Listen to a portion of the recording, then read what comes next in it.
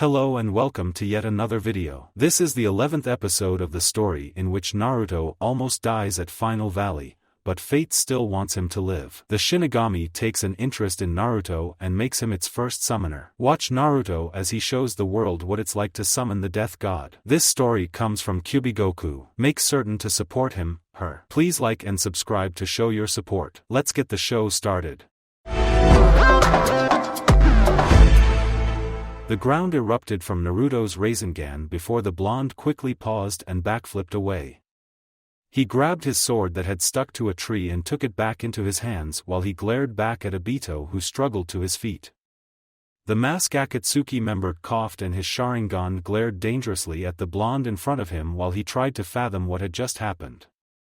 The blonde in front of him had not only managed to move faster than him, but he also easily bashed him into the ground. He was just as fast, no faster, than his father.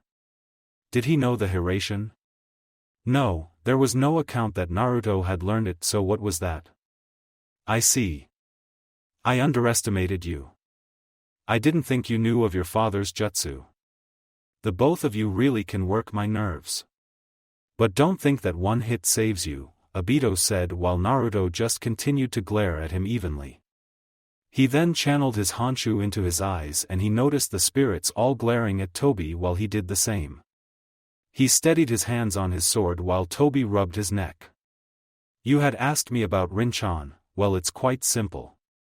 You just have to be captured by me and come with us, Naruto said, and Obito just glared before he drew a kunai from his sleeve. You will not dishonor her memory. I will see to that. Make sense right now or I will kill you where you stand, he said, and Naruto just folded his arms. You already tried that, and how did that work out for you? Naruto asked, and Tobi just frowned behind his mask. He then shook his head before he heard Naruto open his mouth. He was prepared for anything, but a bird call wasn't one of them. With Heineken, everyone heard the bird call and Kushina immediately sprinted off with Kakashi, Yugao, Mikoto, and Sasuke right behind her. The Red Death really seemed to be moving the fastest, with the others just hot on her trail. That was the signal. Let's go, she said, and everyone nodded as they raced through the trees, leaving Suigetsu, Jugo, Yuna, Mei, Zabuza, and the Uzumaki family behind. Not that any of them really minded. They were sure that the others would come back eventually, they hoped. With Naruto, Tobi and Naruto clashed sword to kunai while the two continued to try and land blows on each other. Naruto had the most difficulty since he had used all three of his jutsu moves in one turn, which was something he wasn't very happy about. He really had to increase the number of uses when this was all over. Naruto and Tobi backed away from each other, and it was only then did Obito notice the newly formed eyes that Naruto had. He seemed lost in them as he felt like his very existence was getting sucked away. He felt like his Sharingan was no match for this power, and yet it wasn't even a dojutsu. It was just some mysterious power. Obviously Tobi had to keep a closer eye on the Kyubi Jinchuriki from now on, especially since Naruto knew who he was. He had hoped that no one would completely know who he was until he had set things in motion. This was starting to become a large pain. And to add to it, Sochi, we're here, Kushina said as the members of Heineken dropped to the ground, each having their swords in hand. Tobi eyed Mikoto, who eyed him right back, and he noticed Sasuke's Sharingan blazing. He then allowed his eyes to settle on Kakashi. The sight of his former teammate made Obito snort while the others seemed ready to move at a moment's notice. So you called for help. I'm impressed that you would. Don't think your luck will continue forever. I have learned a lot from this little encounter.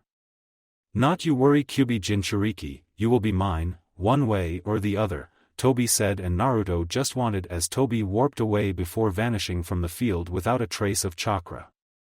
Naruto looked up and he noticed the spirits pointing in the direction that Tobi had gone. Naruto just closed his eyes and shook his head. He couldn't afford it right now. Kakashi-sensei, I'm not about to keep this from you, and I think the both of us should tell Rinchan. That was Obito who I had just fought, Naruto said, and Kakashi widened his eyes. Kushina did also, while the former dropped his sword and fell to his knees. Everyone watched the interaction, but with Kakashi was Kushina's surprise. Oh, Obito? But he was on Minato's team. He was a nice boy. I had heard from Kakashi and Rin that he had died. What happened? Kushina asked, and Sasuke glanced at Naruto while the blonde rolled his eyes. Don't even look at me, team. I don't know either. I wasn't even around during that time. Naruto said, and Sasuke just shrugged his shoulders. Everyone had stayed in the field and Kakashi glanced towards his blonde teammate. That couldn't be Obito. He wouldn't join something like Akatsuki. Obito, Kakashi trailed off while Kushina shook her head. But it couldn't have been Obito during the Kyuubi incident. That would mean that he could control Kyuubi just like Uchiha Madara. Also would have had to have been the same age as Kakashi during that time. How could he get strong enough to pass Kakashi, who was a Jonin, to fight Minato, who was a Kage? Kushina asked. Naruto just sighed and shook his head. I don't know that since I wasn't there, but if you said that during Tuchan's fights that this guy could pass through him, then this is the same guy, cause he did it to me. Also, he never refuted it when I told him that he was Obito. Also, he was really shaken by the thought of Rin-chan being around. I'm just putting 2 and 2 together, Naruto said, and everyone glanced at each other. Kakashi got back up to his feet and he sighed. Obito, what has happened to you? Kakashi thought to himself before they saw Sasuke fold his arms. Well, whoever that guy is, he's gone and he won't be coming back. However, we can't rest knowing that he might come back since Naruto knows too much. If he does show up, then it will be bad nonetheless, Sasuke said, and the others agreed with him on that. Ka-chan, what would you want to do now that you know? Naruto asked, and Kushina stiffened. Kakashi glanced at her before the others turned back to Naruto, knowing that it was also a question directed at him. Kakashi-sensei, if you, or Rin-chan, can't give me a good reason, then I will kill him and give his soul to Shin. It's what he wants since, in some way, he's offended my summon, and you know how I feel about that. So if you guys do fight it out and you want him to live, then you'll have to give me one hell of a reason, Naruto said while Kakashi flinched. A summoner did have duties to their summons, and this was something that Kakashi knew about very well. I understand, Naruto. Thank you, I think, Kakashi said, and Naruto just nodded before they all heard a clap and turned to Mikoto. Well, he's gone and we will see him again. I had noticed the Sharingan in his eyes, and Sasuke, that proves that like us and Itachi he knows about the Manjikyu, but he's gone and we can't find him, so let's just cut our victories, take Yuri back to Uzushio and just be glad that she's safe, Mikoto said, and everyone could agree with that. Yeah, but knowing that he was able to infiltrate it so easy makes me concerned. I think we neglected the island's security since it was unknown. If Yuri-chan does stay in Uzushio, then we'll have to make a lot of security things. If we can't, then I think we should take her and Yura to Konoha. If only for a few days while we do that, Naruto said, and everyone glanced at each other again before nodding, with Naruto walking up to Sasuke. Also, Sasuke, thanks for helping to save Yuri. I can't imagine how far along you were in finding Itachi. I just wanted to say that, Naruto said before Sasuke just waved him off and folded his arms. It was nothing, loser. I just worry about her too, Sasuke said, and Naruto nodded before they recollected themselves with their group of friends. Uzushio Rin sighed as she and Yukimaru continued to monitor Haku. She was just sleeping regularly as her chest continued to rise and fall. You stare at her any harder and your eyes might pop out of your head, Rin said, and Yukimaru gasped before he backed away and rubbed the back of his head with a blush. Oh, I'm sorry about that. Was I disturbing her? He asked, and Rin just shook her head before they noticed Haku open her eyes. They darted left and right between her two guardians before she leaned up with a grimace and touched her slightly broken ribs. How you feeling? Yukimaru asked more than a little worried while Haku just chuckled and softly patted his head and ruffled his hair. "Ah, I'm fine. When can I go search with Zabuza-sama and the others?" Haku asked while Rin shook her head. "No time soon for you. You might know the body's pressure points and you're well adept in medical training, but I took the medical training also like you and you can hardly move," Rin said while Haku just sighed. She nodded and leaned back to the bed before everyone noticed. A flash of purple lightning. Yukimaru jumped up and quickly ducked behind Rin, who stood in front of Haku with a kunai. Haku just glared before everyone noticed Naruto, Kushina, Yugao, Mikoto, Sasuke, Kakashi and lots of other people come through a large portal as they dropped to the ground. "And that's the awesomeness of the Jikuyugami no Jutsu," Naruto said while Sasuke shivered. He just shook his head while he touched over his body. "I swear some of my organs got rearranged in that," he said while others laughed at him. Yukimaru and Rin sighed as the latter dropped her kunai and the former quickly ran out into the field. "Guren-chan, you made it back." "Along with Naruto and I," Yukimaru said, and Guren nodded as she patted Yukimaru's head while Mei took the opportunity to closely look at Naruto. She quickly wrapped her slender arms around him, getting the blonde to gulp. You really are Minato's kid. You're so cute, cousin," she said, and the blonde gulped again and nervously chuckled while Kushina just glared at the both of them. Naruto saw her action while she huffed and the blonde sighed. He watched his mother leave into the house before he noticed Yura hugging the hell out of Yuri, which really put a smile on his face. "I can't believe that you got her back." "Thank goodness," Rin said while Yura and Yuri nodded their heads together. However, they were all a bit put off by Suigetsu eyeing the sword on Zabuza's back. "What do you want, brat?" Zabuza asked, clearly irritated, while Suigetsu just turned to Sasuke. The Uchiha glared at Suigetsu and just nodded while Suigetsu sighed. He then backed up and shook his head. "Nothing, just nothing," the young swordsman said before he went off to sulk somewhere, which Sasuke knew he was doing, but decided to let him go. "WW is this place anyway? I've never been here before in my life, and yet, the chakra here is absolutely abundant. I can feel it in my body. I have a connection to this place," Karen said while Jugo and Sasuke glanced at her. They then turned to each other, with the latter shrugging his shoulders and taking Yuna up the stairs. "That's because this is Yuzushiogakure, the birthplace and village of the Uzumaki clan," Guren said along with Fuka, who nodded. Karen stared at them both with a shocked look on her face. That's why she felt so connected to the place. It was her ancestors' home, and from the looks of it, she really wasn't the only Uzumaki around. "I can't believe it," she said as she stepped into one of the houses. She looked across the room to see the refurbished furniture, the glossy and waxed floors, the perfect kitchen and the well-made beds. Karen sat on one of them and sighed. "Wow, this thing is better than the beds in Orochimaru's base. How did I not know about this?" Karen wondered to herself while she heard the various sounds of chatter outside. Deciding to look around later, she exited the house and came out to see everyone else talking. And that's when Nisama rescued Yuri. "It was amazing," Yura said while the others just laughed and nodded. Yuri turned to Yukimaru and the two shook hands with each other and offered their smiles while everyone else went on talking. With Naruto, the blonde motioned, with his finger, for Kakashi and Rin to follow him, and the two did, with Kakashi knowing what this was probably about. When Rin asked him, he just didn't have the heart to tell her, which was something that Rin had noticed, but she was sure that Naruto was going to, more or less. Heading to a private spot in the village, Naruto had told Rin everything that he had told Kakashi about Obito and the fight that the two of them had. Upon hearing everything about it, Rin just allowed her head to drop downward slightly. "I see. So I was right. It is Obito.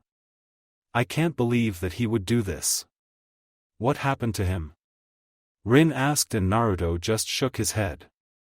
He knew he couldn't answer that, and he didn't try either. Kakashi also seemed saddened at this almost more than Rin was. It's all my fault. Maybe if we had checked him better then we could have saved him. I don't know about it, Kakashi said while Rin just patted his shoulder. She sighed before she looked towards Naruto. Shikin-sama, can you do anything? She asked, and while Naruto hated that name, he knew Rin was just trying to polite, which is why he answered rather than corrected her on that. If I'm going to do anything with him then it'll turn messy. For right now he doesn't seem to know or believe that you're alive, Rin-chan. If he sees you then I don't know how he will react. Same could be said for you, Kakashi-sensei. If either of you are going to come up with a plan then you'll have to, Naruto said as he walked off, leaving the two teammates of Team Minato to think it over. Nighttime people clamored around the dinner table while Kushina, Yugao and Mikoto continued to place food at said table. Yukimaru was helping Haku eat her own food since she needed a little help in getting to lean up.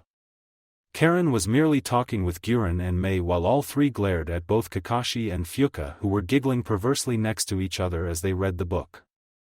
Rin especially glared, but only one of confusion. What are you two even reading?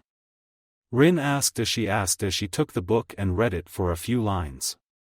Kakashi grimaced while Fuka rubbed the back of her head. Rin suddenly blushed while her eyebrow twitched. She flipped the page while Kakashi rubbed the back of his head while Fuka just let her elbows rest on the table. Rin scanned through the page before she closed the book and gave it back to Kakashi. She stood to her feet and walked over to them while Fuka opened the book. So, what happens next? Rin asked and Kakashi widened his visible eye while Fuka snickered. Guren, Karen and Mei gasped at Rin, who just shrugged her shoulders while she looked over Fuka's shoulder. What? Oh yeah, I'm slightly offended, but it's good. At the very least it has a storyline and not mindless sex. Besides, I wonder how much Kakashi has learned from this, Rin said, glaring at Kakashi and his attire while the Heineken member just twitched and said nothing. Obviously with Rin's age increase also came her complete knowledge, confusion and interest in the world of adultish things. Suigetsu and Jugo just shook their heads at the scene, wondering what all the fuss was about before Kakashi handed a copy to them both. Suigetsu opened the book and immediately grinned while Jugo just ignored it. He wasn't really caring for most things while Suigetsu decided to ask. Has anyone seen Sasuke? Suigetsu asked and some of the others glanced to each other. Oh, that reminds me that Yuna-san isn't here either, Yura said, eating her own fold, and Mikoto, having finished her part, quickly opened the sliding door and walked outside while turning around with a sudden smile. I'll go look for them, Mikoto said, and she left everyone else in the room while Yugao decided to speak as well. Anyone know where Naruto-san is too? Yugao asked and Yura nodded, knowing full well the answer to that one. He's with Yuri, somewhere, she said, and Yugao just nodded while she walked off to go and do some training. With Mikoto, the Uchiha matriarch roamed the forest looking for her son and little cousin as she pushed branches and bushes out of her way.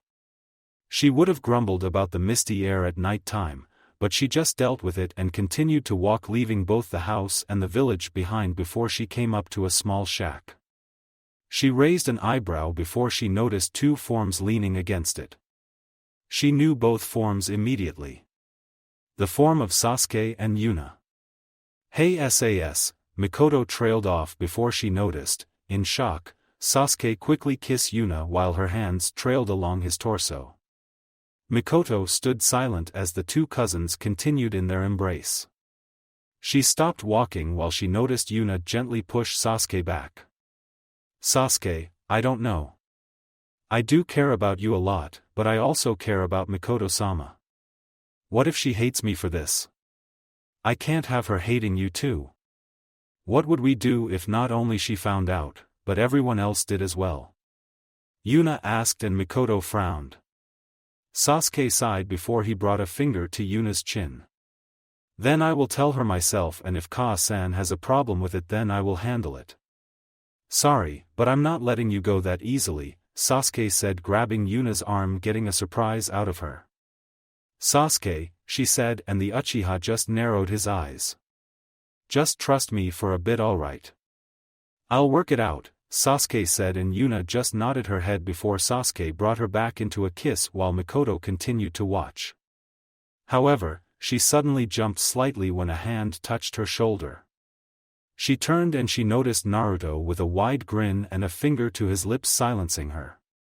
"Why, you're a clone," Mikoto said, and Naruto nodded his head. He rubbed the back of it and chuckled. "Yep, boss needed me to do something and I find this. So Mikoto-chan, what do you think? Surprised, right?" Naruto asked, and Mikoto nodded. Surprised was the least of it. She was absolutely floored at what she was seeing in front of her before turning to Naruto. "Wait, you knew about this? When?" she asked, and the Naruto clone brought a finger to its chin while pondering the question a little. Remember that time that Sasuke and I had left to go and take out Orochimaru? Then it was around that time, I think. I had my guesses, but that was the gist of it. Sasuke was in a particular good mood, though he really tried to hide it from me and Yura, while Yuna was a little silent. I figured this was why, Naruto said, and Mikoto just shook her head. Why would they think I would hate them? Honestly, I'm very open-minded, unlike Fugaku. I think it's sweet. A little concerning, but still sweet to me. All her life, Yuna's never been very womanish. She only concerned herself with training. Almost to the point that when she had short hair she was confused as a boy. No one ever complimented her until Sasuke. To think this was going on and I didn't even notice. Shows how much I missed out on my son, Mikoto said while Naruto shook his head. I don't think that's it. Sasuke's not the most expressive guy. Trust me, if you knew what I had seen of him then you'd agree with me. I think Sasuke, despite what he said about only wanting to kill Itachi to avenge his clan, he really wanted a good woman by him. It's not uncommon even in him to be interested in girls.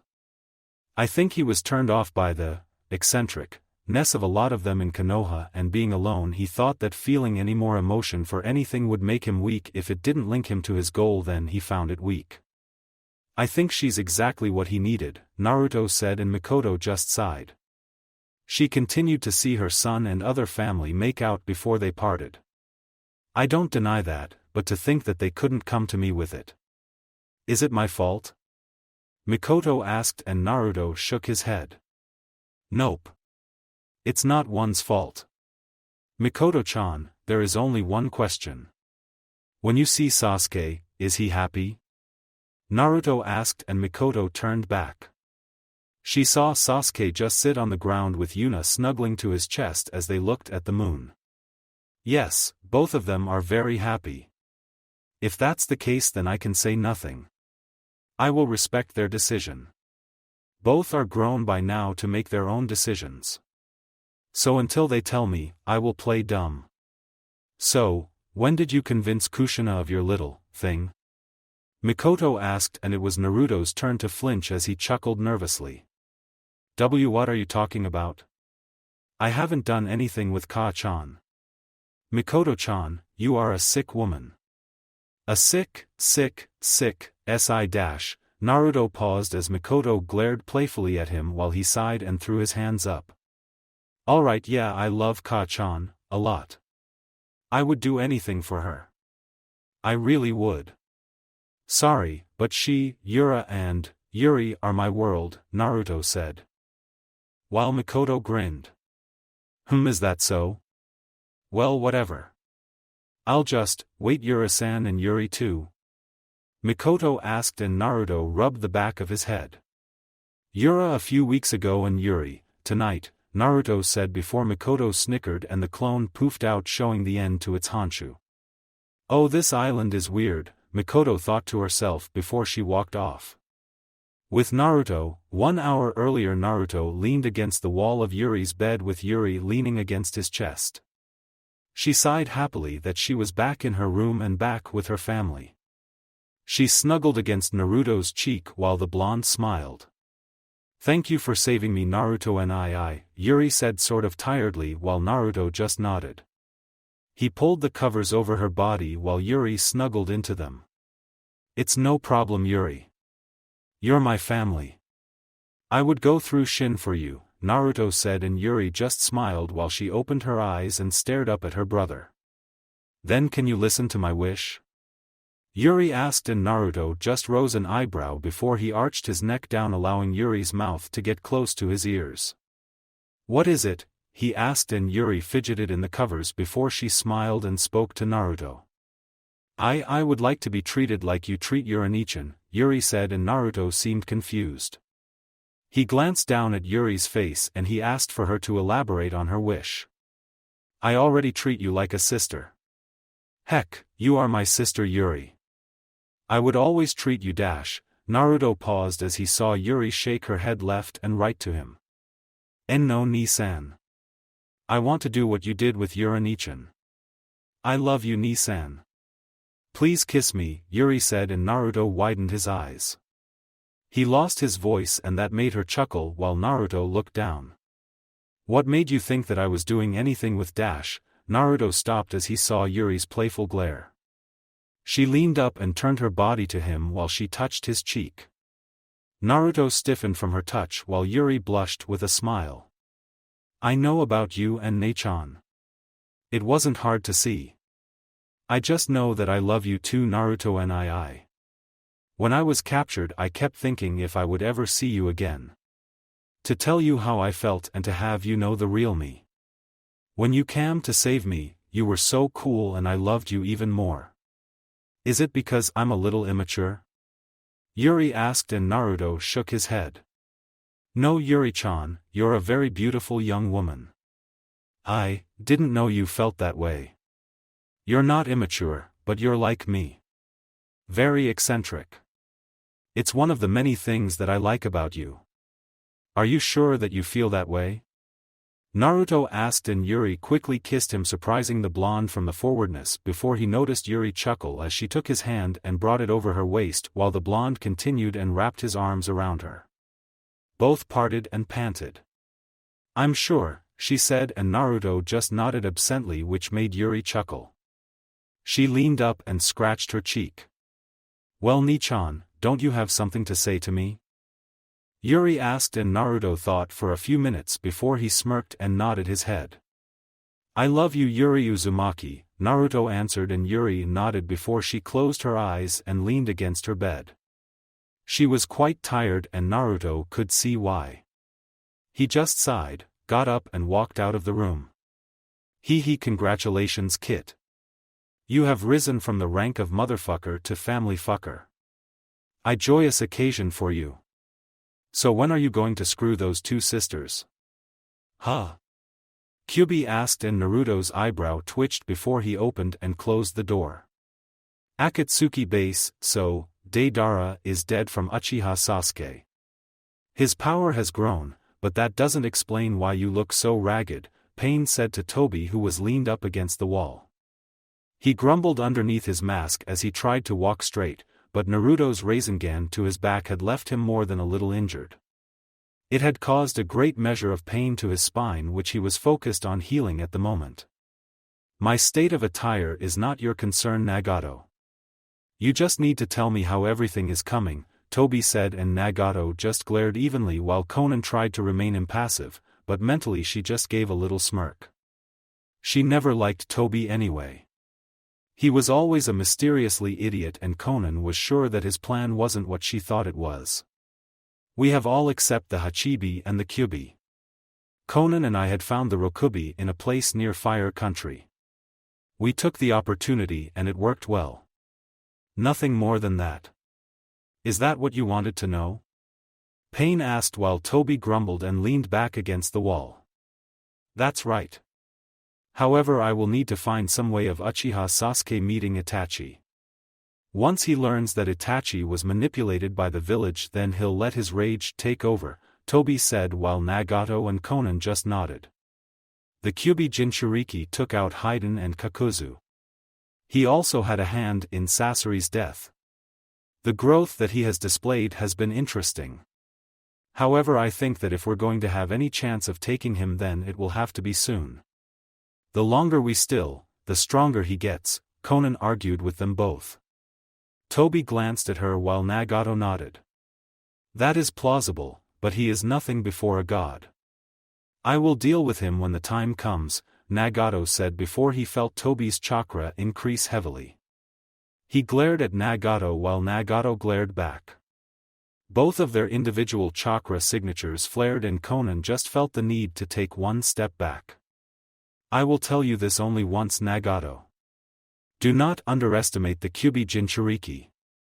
I can't tell, but something about him has changed. Things are out of place that they shouldn't be. If you see the chance to capture him, then take it. Something's going on here and I don't like it, Toby said while Nagato glared at him again. He didn't know what had shaken the man up so much, but he made it sound like Naruto was actually a threat to their operation. Whatever. I'll just do as I always have, Nagato said, walking off with Conan following him. She glanced towards Toby and shook her head before she walked out also. Toby just growled and balled his fists. A few weeks ago he and Deidara had captured the Sanbai, but it turned out that they only took half of its chakra. Something that confused the hell out of the Akatsuki members. No one knew where the other half was, but they would have to figure it out, and soon. Back in Yuzushiyogakure, next morning everyone in the room minus Suigetsu, Jugo, Karen, Yukimaru, Rin, Zabuza, and Haku, who were all still sleeping off from yesterday. They had gathered to discuss something of great importance, and it was only when Naruto took out the crystal. Everyone turned serious and nodded as they gathered around. So, what are we going to do with him? Naruto asked while others glanced to each other. They could hear the sounds of tiny cracks as the crystal started to shatter. Naruto handed it to Guren and the blue-haired Uzumaki female quickly pressed her chakra through the crystal and reinforced it before giving it back to Naruto. Naruto-san is right. We very well can't keep it in that crystal all the time. Sooner or later it might break out and, while I hope it never comes, upon Guren-san's death then no one, except some unknown Uzumaki, can repair this thing. We could call Jiraiya-sama about it and have Konoha take care of it, Yugao suggested, and Kushina rolled her eyes. And what would he do with it? Jiraiya might be the best Fuinjutsu user out there, but even he hasn't dealt with the Bijou. Granted, yes, he did make a seal that was able to suppress Kyuubi's chakra over Naruto when he lost control, but that hardly qualifies as experience. That's why when it came to Sochi's Jinchuriki training I took it upon myself to learn to teach him. Jiraiya rarely interfered in the training, which I was thankful for. Trust me, he would know nothing of what to do with the Sanbai, Kushina said, and everyone else just nodded, taking her word for it. Well, you can't hand it over to the village. They would have a freakin' field day over it. The council would tell you to destroy the crystal, and if we did that then it would rampage just like Kyuubi did. Also, giving it to the shinobi would have them experiment on it, which really would be equally as bad, Yura said, and Naruto nodded. While he hadn't been experimented on, he still knew of a few experiments that Konoha did that were more than a little unethical. So what do we do with it? The only thing I can suggest is that we make another Naruto, Sasuke said, and everyone paused before they glanced towards the Uchiha. What? It's the only solution. We can't let it roam, and it seems to be the only option since obviously material things can't hold them for very long. It's the only solution, Sasuke said, and Naruto slammed the table. No. I'm not putting that on someone. No way are they going to go through what I did. We'll think of something else, Naruto said before. Sasuke slammed the table as well. Damn it, Dobe, think about it. We're moving everyone to Konoha in a week. We have half of the Sanbai's chakra right here in this living room. You really think that won't go unnoticed by the rest of the shinobi populace? So unless you plan on putting it in yourself, then you need to calm the fuck down and think. Sasuke said while Naruto growled. Who would we use then? As far as I remember, a Jinchuriki can only be an infant because of the chakra coils. We can't. Naruto stopped as Kushina shook her head. It's not that it has to be. It's that it ought to be. Remember that I told you what I knew of the history of the Uzumaki. Well, Mitoba-chan had sealed the Kyuubi inside herself during the time that Madara Uchiha and Hashirama Senju fought. She had lived thanks to special chakra in her body. It's something that all Uzumaki have. Sort of like you being able to use my chakra chains, Kushina said, and Naruto nodded. And it has to be an Uzumaki? Naruto asked, and Kushina shook her head. It doesn't have to be, but an Uzumaki had stronger willpower of control than most people. The youngest Uzumaki would have to be. Kushina suddenly stopped before everyone heard a bold response. I'll do it, Yuri interrupted, and everyone glanced towards her. Yura shook her head left and right while Yuri just clutched the hem of her dress. Yura grabbed her arms and shook her head. No, Yuri, you can't do it. Not you. Why would you want to? Yura asked, and Yuri just shook her head before smiling. I love my family, Yura-nichan. I wouldn't care. Also, we have an advantage in this. Unlike Naruto and I, no one would know that it was me. The only ones who know would be in this room, and Naruto and I's group doesn't have to tell anyone about it. Plus, Nisan, I want to understand you better. My reasons might be vague, but I want to. I'm the youngest Uzumaki here. Nichan, please make me a Jinchuriki, Yuri said, and everyone was silent. And Nisama, we couldn't possibly. If word finds out then, Yura said, and Naruto glared at Yuri. His fingers were brought together and his steely gaze unnerved everyone before he spoke. Yuri, I will say ask this only once. Are you sure? I want you to know what you're risking. You won't have to do this, but if you do then you will be working with me to help you. If you feel anything then you let me know. Yuri, I swear, you are not going to be alone. Should, and I use that term very loosely, you ever be found out then I want you near me. People have only begun to accept me as it is. I won't have you go through things that I went through. Those are my conditions. Are we in agreement? Naruto asked, and Yuri nodded.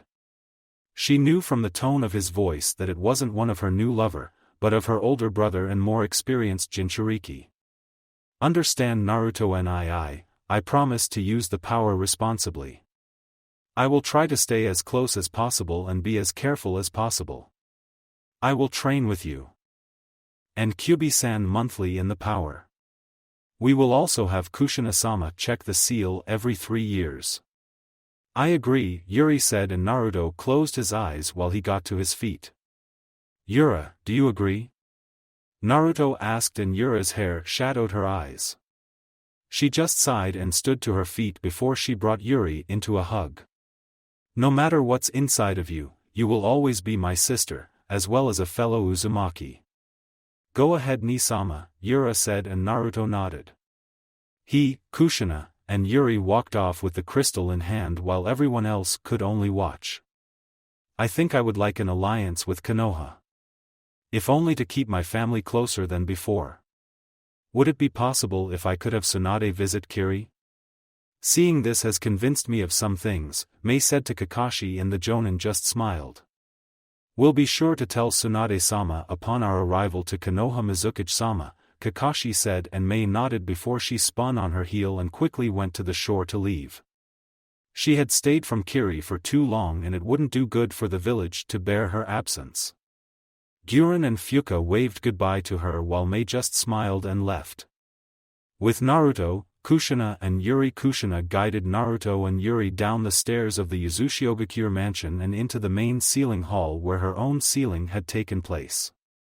It had been a long flight of stairs, and once they made it to the bottom, Kushina opened the door to the sealing room as the 3 Uzumaki stepped through it. Naruto could see the various age-old seals around the place as well as a large Uzumaki swirl seal in the middle of the room. Around the walls was a large image of Kyuubi roaring at something. Been a long time since I've been in this room. Ugh, I still remember the horrible experiences. Well, if I know Sanbai like I think I know him, then he will at least be reasonable with it. Not that he might not be just a little pissed at being sealed again, but meh, he's a chump.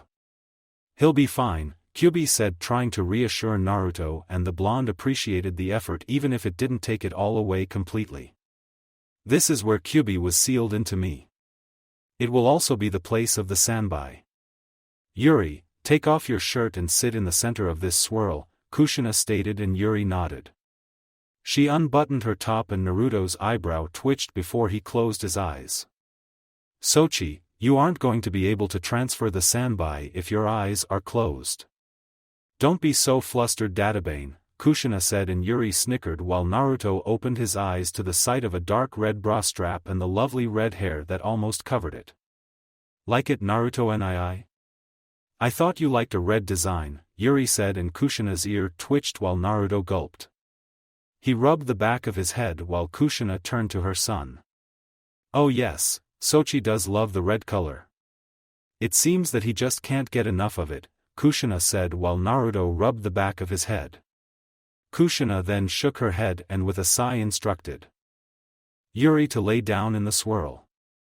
Yuri, nervously, laid down on the cold ground while Naruto shook his head of his doubts and placed the crystal on Yuri's stomach. Yuri, I will protect you. I swear it. Akatsuki will never get their hands on you, Naruto said, and Yuri just smiled with a nod while she closed her eyes. Alright Sochi, we have due to the hand signs perfectly and in unison. Anything less won't work. Are you ready? Kushina asked, and Naruto nodded as the two quickly flashed through their hand signs while Yuri kept her eyes closed before she heard the sounds of hands slamming together.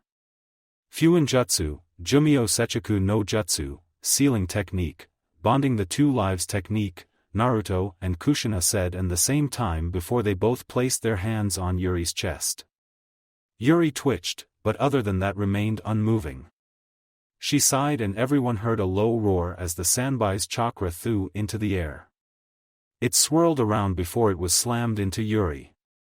Yuri growled and flinched from a bit of pain, but she resisted any grimace that would appear on her face before the same seal as Naruto's tetragram seal appeared on her stomach then faded.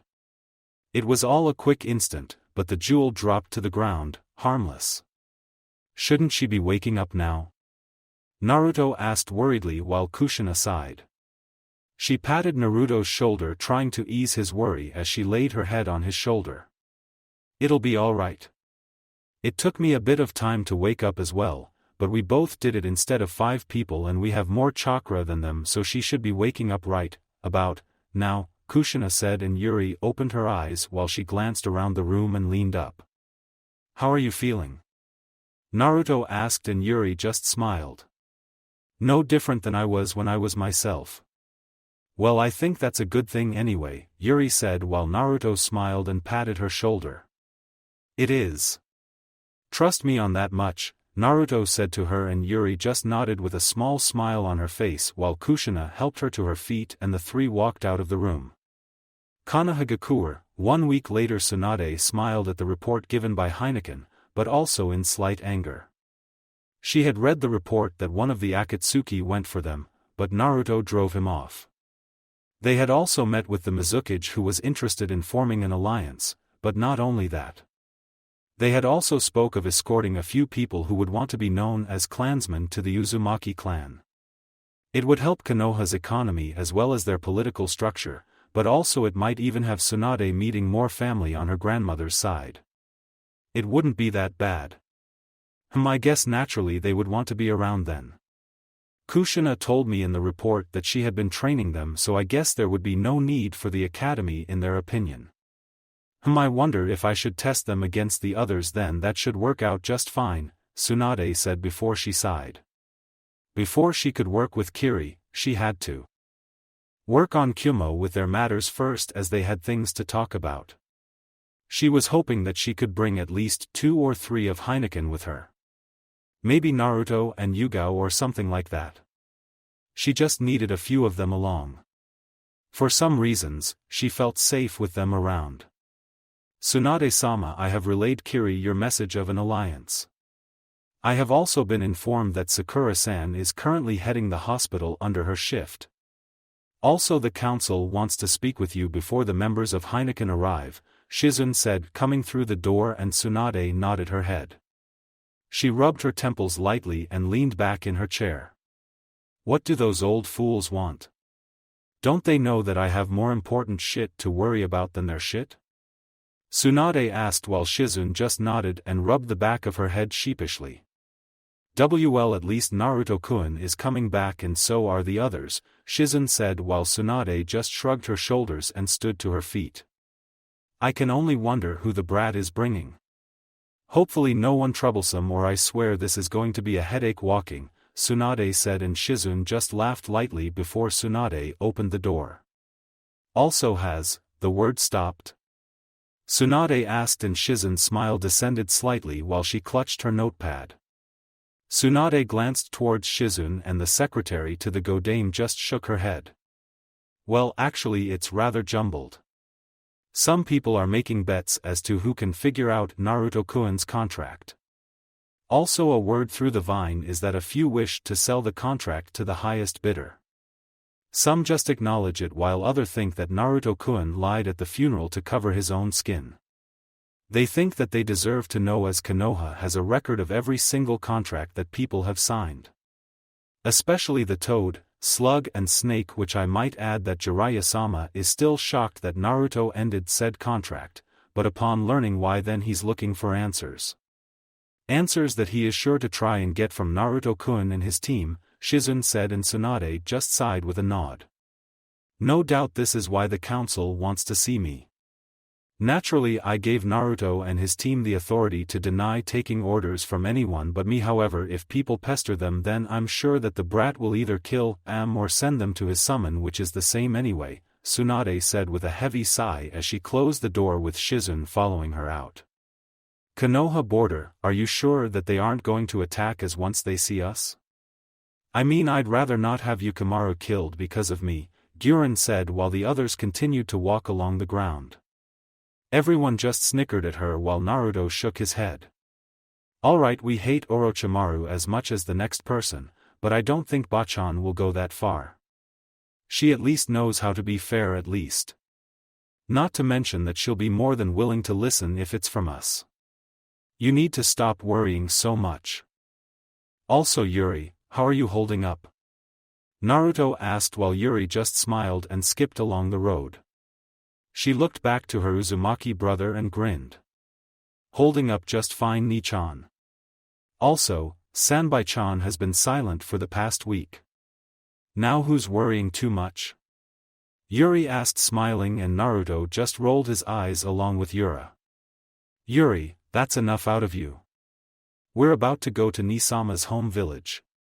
On your best behavior, Yura criticized while Yuri nodded. Yes, Mom, she teased while Yura just glared evenly at her. Naruto just patted her before they all noticed the large Konoha walls. Wow, so that's it. Nichan's village, Yuri said as she ran up to the gates with the others. Since they were escorting friends and relatives, then Heineken had to arrive in person and just couldn't waltz into the village like they usually could. It didn't work that way. Well, let's go and get you guys signed in, Naruto said, and everyone nodded as Naruto walked up to the counter. Yo Izumo, Kotetsu. Still doing guard duty? I thought you were past that sort of thing already, Naruto said, getting the two gate guards to flinch. Oh Naruto, it's you. Along with some pretty guests, Kotetsu said, grinning at Guren, who shivered slightly. Fuka pouted and muttering something about people seeing real beauty, but she didn't do anything about it. Thank you. Guren said in uncertainty while Kotetsu just chuckled and smiled while he rubbed the back of his head sheepishly. Naruto shook his head while Kakashi, Yugao, Sasuke and Mikoto handed in their identification along with Kushina. Once that was done, they turned their heads and they noticed Tsunade walking up to them. Welcome back, brat. Haven't seen you since that little incident that you had back at your house, Tsunade said, and Naruto just rubbed the back of his head and nodded while he introduced everyone else, which Tsunade greeted. And lastly, this is Guren-chan along with Yukimaru, Naruto said, and the two bowed while Tsunade just smiled with a nod of her head. Kushina, I had heard that you planned on having these two join your clan. Is that right? Tsunade asked and Kushina nodded. That's exactly right, Databane, Kushina said as she hugged Yuri and Yura, who just blushed and sighed. Tsunade shook her head and with a small hug with Naruto, she spun on her heel along with Shizune and the two began to walk away before Tsunade turned around. Also Naruto, Jiraiya wants to speak with you and the rest of Heineken. Something about the Akatsuki report that you sent me. Kakashi, you might have to, wait, Kakashi is that, Tsunade trailed off as she noticed Rin waving at her. Kakashi just rubbed the back of his head and nodded while Tsunade turned to Naruto, who also indicated that it was him who had done it, and Tsunade acknowledged it and continued. Why are you so much older? Shouldn't you be like, this kid's age? Tsunade asked, pointing to Yukimaru, and Rin just blushed while she pointed back to Naruto, who grinned widely while giving her a thumbs up. Tsunade rolled her eyes and shook her head. She acknowledged what Naruto had secretly said to her and continued on. Fine then. Naruto, Jiraiya is going to want to know about her as well as this Akatsuki member that you fought. Oh, and just a heads up, Jiraiya is sort of pissed about you letting go of the toads. Just thought I'd let you know, Tsunade said while Naruto sighed. He nodded and watched her leave. So what are you going to do? Naruto asked, turning to everyone else. Fuka shrugged her shoulders and placed a hand on her hip. Well, for one, I'm going to show Yuri, Yura, Guren-chan and the others to the house, and maybe we'll get some dinner after that, Fuka said while Naruto nodded. He grabbed his mother's hand and led her away while Yura and Yuri left with Fuka and Guren. Yukimaru stayed with Guren since, well, he would have gotten lost in Konoha with his mouth to the ground in awe. Zabuza, Haku, Suigetsu, Karen and Jugo stayed in Uzushiogakure to protect it, since Naruto never told that the former two were alive and Sasuke never told that the other three were a part of Orochimaru's former group that he was using to form his search group for Itachi. He would find his brother sooner or later, but right now, other things took priority. All my life nothing would have taken priority over Itachi, Sasuke thought to himself before he just shook his head and continued to follow his mother and his lover back to his house. They had a meeting later at night time, so at least they had some time to themselves. With Naruto and Kushina, Naruto dragged Kushina off to a small corner and smiled while he gave her a quick kiss on the lips, which Kushina really liked as she rested her hands on his shoulder for a bit, just enjoying the little time that they had together before Naruto parted and smiled. So, before the pleasantness sets in, what did you need to talk with me about? Kushina asked, and Naruto looked left and right before he shook his head. Yeah, to do this here wouldn't be a good idea. Ka-chan, we're going to the house and I'm going to transport us to the bedroom.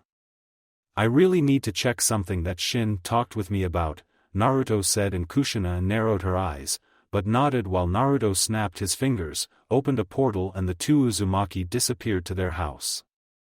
It wasn't that far, and so, Naruto and Kushina stepped out while Naruto closed the door to their room. Kushina seemed confused by everything before she heard Naruto speak. Ka-chan, could you take your top off? Naruto asked, and Kushina just glared at her son and placed a hand on her hip. Don't we usually set the mood with a little dinner or something like that before you try to screw your mother senseless? Kushina asked, and even Kyubi laughed at that while Naruto stuttered. He blushed across his face and waved his hands in front of her face. And no, that's not what I meant. I mean, I love having you as my partner, Ka-chan, but I just meant that, Naruto trailed off while Kushina lightly giggled. It was too easy sometimes, but that's what she loved about her son. I know that, Sochi. I'm just teasing you. So take off my top, right? The only others I did this for were Minato and Tsunade, Kushina said as she sat on the bed and quickly unfastened her Heineken shirt. She gently placed it on the bed while her hair dropped down and she slowly began to work her mesh armor. Naruto gulped at the slow way his mother was enticing him, and if it wasn't for the situation plaguing his mind, then he would just jump at her right there. His mother always had that mature look to her. She never needed any makeup to look as beautiful as she did, and if she ever did put any on, then it only enhanced his mother's beauty. Her skin was just as soft as a teen's, if not softer. Those round breasts, those luscious lips, those long amazing thighs. Sochi, those long legs, that amazing figure, that sexy voice, that squeezable ass, those soft, amazing, silk-like hands. Sochi, the perfect eyes, and that amazing. Sochi. Kushina shouted, and Naruto snapped out of his thoughts as he noticed that Kushina was finished and she was looking at him more than a little confused by his absent thoughts. Naruto smiled and rubbed his head while apologizing before he sat down and looked over his mother's neck. He noticed something and glared while he moved her red hair out of the way. Is this it? Is this what Shin told me about? Naruto thought to himself, and due to his silence Kushina was more than a little nervous. She had hoped nothing was wrong with her, as she never had any complaints about her reserves of Honshu that she had been using. Hopefully it wouldn't be anything too bad, she hoped. Naruto narrowed his eyes as he saw a bright silver jewel-shaped crest at the nip of her neck. He glared at it, and he also noticed something else. Naruto flipped up a good portion of his mother's red hair, and he noticed about 5 strands of red hair were slightly silver. No way was this a sign of old age, as his mother had Uzumaki youth and longevity to show that she'd be around for a long time, and not to mention that, technically, she was one of his summons was another quirk. But these strands of hair, what was it about them then? Sochi, you've been quiet for a long time. Is something wrong? Kushina asked, and Naruto stopped his thinking while he placed her hair down, covering the few silver hairs that she had. He sighed and turned around. Ka-chan, can you lift up a bit of my hair and tell me what you see? Naruto asked as he took off his shirt and mesh armor, giving Kushina a lovely view of her son's muscular back. That same back that she had more or less used her hands to roam around when they made love or just really wanted to feel each other. It had also just occurred to Kushina, she was the one who had taken her son's virginity. Oh, the irony of that first time. All right then, Kushina said, and she brushed her son's hair slightly before she lifted it up. She looked over it, but saw nothing out of the ordinary, until her eyes rested on a jewel at the nip of his neck. She raised an eyebrow and she noticed that a few of the smaller strands of his hair were silverish. Well, Sochi, I don't know what it means, but I see a jewel on your neck. It's similar to the one that Tsunade has on her forehead, but yours seems to stretch into a swirl. Sochi, what aren't you telling me? Kushina asked, and Naruto sighed while he pulled his head away. He shook his head left and right and bit the nail of his thumb. Ka-chan, it's supposed to be some kind of test. I'm not sure because Shin didn't offer any specifics, but he told me on thing. We're going to be in pain, Ka-chan, lots of it. He said that as his summoners we will experience Hokage Mansion. Later Tsunade narrowed her eyes and sighed heavily while Jiraiya and the rest of Heineken were in the room as well, while Kushina just finished explaining everything to Tsunade. Jiraiya seemed absolutely floored. Stop playing tricks, Kushina. That's impossible. There is no way that it could be Obito. Jiraiya shouted while Naruto turned to him. I know it was him. Ka-chan is right because I was the one who fought him. Not you. I don't know the means, but he's around Ero Sennin. He was so surprised by Mikoto-chan's arrival and also the fact that Sasuke was back with us. If there is a masked man that attacked Konoha, then it would be him. It makes the most sense, Naruto said while Kakashi and Rin just nodded in acceptance. I see. Well, this is troubling. Obito was already classified as Kia, and if he's around then he's a missing nin. However, no one knows Obito that well, so they won't be able to recognize him. Did he say anything to you? Tsunade asked while Naruto just shook his head. Just that I would submit to him and that I wasn't as fast as my father, Naruto said, and the others widened their eyes. They all glanced to each other while Tsunade and Jiraiya were just itching to know. And how did you manage to beat him if even your father couldn't? Jiraiya asked while Tsunade listened closely. Everyone wanted to know also. Well, for one, my father did beat him, I will tell you that. He lost to Kyuubi.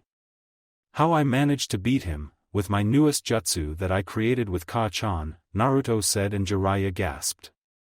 He quickly took out his notepad while Naruto glared. Don't bother. You can't learn it and I refuse to teach it to you. It is only a technique for those of the Uzumaki clan, no other, except that either I or Ka-chan deem fit. Sorry Ero Sennin, Naruto said, and Jiraiya snorted. What is it? Tsunade asked, and Naruto grinned. He just sighed and shook his head. You wouldn't know it, and even then you wouldn't believe me.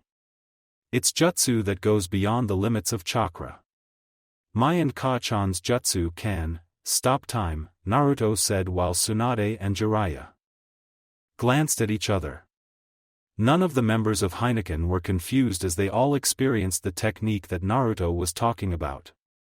Ha ha ha, oh that's a good one, brat. Oh man, you sounded so serious right there. If a jutsu could stop time, then it would be right up there with Minato's Hiration. Oh that's funny, Jiraiya cackled while everyone narrowed their eyes. Rin especially at someone insulting her master. While Naruto had knocked her out of it, Rin still considered Naruto to be Shikin-sama, the summoner to the Shinigami, and she didn't take lightly to disrespect. She was about to move before Naruto stopped her. She did, and Naruto snapped his fingers, sending out a ripple of white honshu. Time stopped and Naruto looked at Jiraiya's laughing face. He snorted and pulled his fist back. Laugh at this! Naruto shouted as he slammed his fist at Jiraiya's face. Naruto sighed with a smile before he glared at his mother. He grinned, stole a kiss from the motionless woman, and resumed the time. Ow ow, son of a bitch. What the hell hit me? Jiraiya asked, rubbing his face, which happened to be bleeding. Rin grinned while Sasuke and Kakashi gave amused chuckles.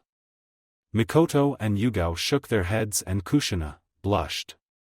She touched her lips and glared at Naruto, who was whistling absently. Right, well anyway, Heineken, I have a mission for all of you. Next week I will be going to Kyumo.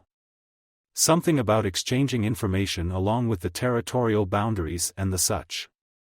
So all 6 of you will be coming with me. Also, Sasuke, any luck in finding Itachi? Tsunade asked, and Mikoto eyed her son while Sasuke just growled and folded his arms. No, there wasn't. I had a few hints to go on, but not much. However, I will find him one of these days. He can't hide forever, Sasuke said, and Tsunade just nodded. Don't worry Sasuke, with the Sannin traveling rights that I gave you and Heineken, then you will have all the time in the world to find him and do what you would like, Tsunade said, and Sasuke just nodded before grumbling and stepping back. So is it only going to be the 6 of us going? Naruto asked, and Tsunade just rose an eyebrow. Why? Did you have someone in mind that you would like to go? Because I don't need to make this a very large habit, Tsunade said, and Naruto agreed with her. I understand. I want to bring Yuri and Yura with me. If only to keep an eye on both, and I'm teaching them about the nations. They haven't really traveled around a lot through the world and Yuri would really like to. Is that okay? Naruto asked, and Tsunade nodded. So long as they take care of themselves, she said, and Naruto nodded that they could. Which they really, really could. I would also like to take Yuna with us. I think she needs to see how much the world has changed since she's been around. Would that be alright? Sasuke asked, and Mikoto gave a knowing smile, but played it off while Tsunade nodded. Very well. I shall honor both of your requests. Just make sure that they don't cause trouble or it will be your heads and your careers. Now then, dismissed, Tsunade said while Jiraiya cracked his jaw back into place. Damn, that really hurt. But if it really is Obito, then Tsunade, I can only imagine how powerful he is. Especially since he was able to evenly match Minato as he was. It's something to think about, Jiraiya said, and Tsunade nodded. Wait, you don't think that the Yondaime Mizukage who was under the control of a Sharingan was controlled by, Tsunade said, and Jiraiya sighed while he opened the window. Right now. I'll believe anything. It'll take some time to organize the research, but I'll get it done. Well, see you later, Haim, Jiraiya said while Tsunade just leaned her elbows on the table and took out a bottle of sake. Time have the complete use of this thing. Time to get drunk and forget this damn conversation, Tsunade said to herself. With Danzo snorted as he threw on his cloak. He had sent out one of his best agents, Kamachi, to deliver a message to one of his contacts in Kumo. She had been gone for 3 days. Either something happened to her or she had figured out that she had been a pawn. Either way, he couldn't have that, and it would be a threat to his operations if it were. After the failure of using one of Naruto's relatives against him to get the Kyuubi, then Danzo detached himself from the Akatsuki. He would have to head to Kumo himself and see just what shit would be happening. Toryun, Fu, prepare for our departure, Danzo said, and his 2 operatives nodded as they bowed. Both quickly began to escort Danzo out while they walked off. Kamachi, just what the hell are you doing? Danzo thought to himself before he walked off. Back of the Uzumaki house, Naruto smiled as he watched Yuri sitting in her meditative pose. He had currently been instructing her with the Sanbai's chakra, and having Yuri already take to chakra at her young age, then she didn't have the horrible control that he had at a few times in his life. That's good, Yuri, just like that. Also remember, that the Sanbai is a being. You can't just take its chakra. You must come to terms with each other, Naruto told her, and Yuri stayed silent while she allowed her chakra to rise. Naturally, being an Uzumaki, Yuri had exceptional reserves, and now then Sanbai would be adding to that as she got older. Naruto nii, Sanbai says that it is really pissed that you sealed it in me. It also says that it looked through my memories. It wanted me to say this to Kyuubi. Your container is so funny. Ha ha ha. To throw morality right out of the window and do what he did, Yuri said, and Naruto twitched while Kyuubi gave a feral grin and nodded. He raised a claw and scratched his head while he spoke. You don't know the half of it, you damn turtle. It's just getting interesting. Isn't that right, Kit? Kyuubi asked while Naruto grumbled under his breath about the Sanbai before he patted his legs. Standing to his feet, the blonde helped Yuri up also while she dusted off her clothes. We'll stop there for today, Yuri-chan. No need to exert yourself. Also, since Sanbai can apparently hear you, then tell it this. Fuck you, Naruto said with a grin while Yuri just blinked. She just shrugged her shoulder and inwardly smiled. You get all that, Sanbai-chan? Yuri asked, and the large mass of chakra just smirked as its 3 tails just lazily thrashed around and it snorted. Damn cheeky brat. I can see why he's Kyuubi's container. Well, whatever, nothing I can do about this shit now. Tell him I said whatever and I'm cutting this connection, girl. No offense, but I'd rather not talk if I don't have to, Sanbai said before going silent. Yuri snickered to herself and relayed the message to Naruto while the blonde just shook his head and guided Yuri back to the house, which wasn't very far away. Yuri sighed and came through the door while she saw Guren, Fuka, Yura and Kushina around the room just laying there. Yukimaru was currently reading something about genjutsu that Guren had instructed him to begin learning. It had to be this way since Yukimaru wasn't really a shinobi, but Guren didn't want all of Yukimaru's time with Orochimaru to go to waste, so she had taken it upon herself to teach him. Not that anyone objected to that. No one feel like doing anything? Naruto asked, and everyone just groaned. It was too hot to be training, and it was too early that the shops weren't really open just yet. Nothing could be done. Not unless you have a make life better because it's too fucking hot no jutsu, Fuka said, and Naruto could see her fanning herself with a small festival fan. Naruto snickered at her comment while Yura got up and went over to Yuri. She softly patted her sister's stomach and gently smiled. Is everything okay with you, Yuri? Nothing is happening, is it? Yura asked and Yuri shook her head. She had been feeling all but great recently. Normally when she was training she would be sort of tired after about 2 hours, but now she could go for 4, or 6, maybe 7 hours by this time. It felt overwhelming. No, Yuri-nichan, it's all good. I have Naruto and I for that, Yuri said, wrapping her arms around her Uzumaki brother while Naruto just rubbed the back of his head sheepishly. He then turned and he saw Kushina staring at him intently with a blank face and gave her a thumbs up. Kushina just sighed with a short nod and leaned back before everyone heard a knock on the door. Grumbling to herself, Fuka got up and walked over to said door and opened it, showing everyone, Kakashi, Sakura, Sasuke, and Yuna in the doorway. Everyone's sweat dropped however as they saw Sakura glaring daggers at Yuna for some reason. Naruto turned to Sasuke to see the Uchiha turn back to him. It surprised Naruto that Sasuke was able to keep his cold look while he mouthed, "Help me," to the blonde. Naruto shook his head before Sakura broke her glare at Yuna and turned to Naruto. "Hey Naruto, I tracked down Kakashi-sensei, and Sasuke-kun. We're going for a bite, wanna come?" Sakura asked and Naruto just stared at her blankly before a very heavy sigh came from his lips. He could say no. He could be the ass right now and waste Sakura's efforts of even trying to convince him to go, but he wasn't like that, well much.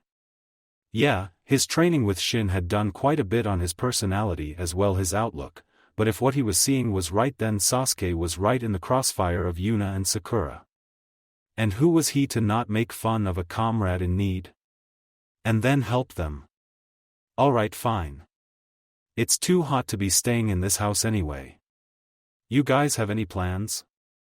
Naruto asked to the rest of his family, and it was at this that Kushina's eyes gleamed and she quickly hopped to her feet. She wrapped her arms around Yura and Yuri. Oh, just gonna do some shopping or so.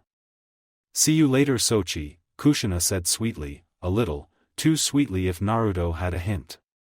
He turned around and nodded while he quickly wiped off the sweat from his face, put on a change of clothes and walked out of the door, leaving the others in the room.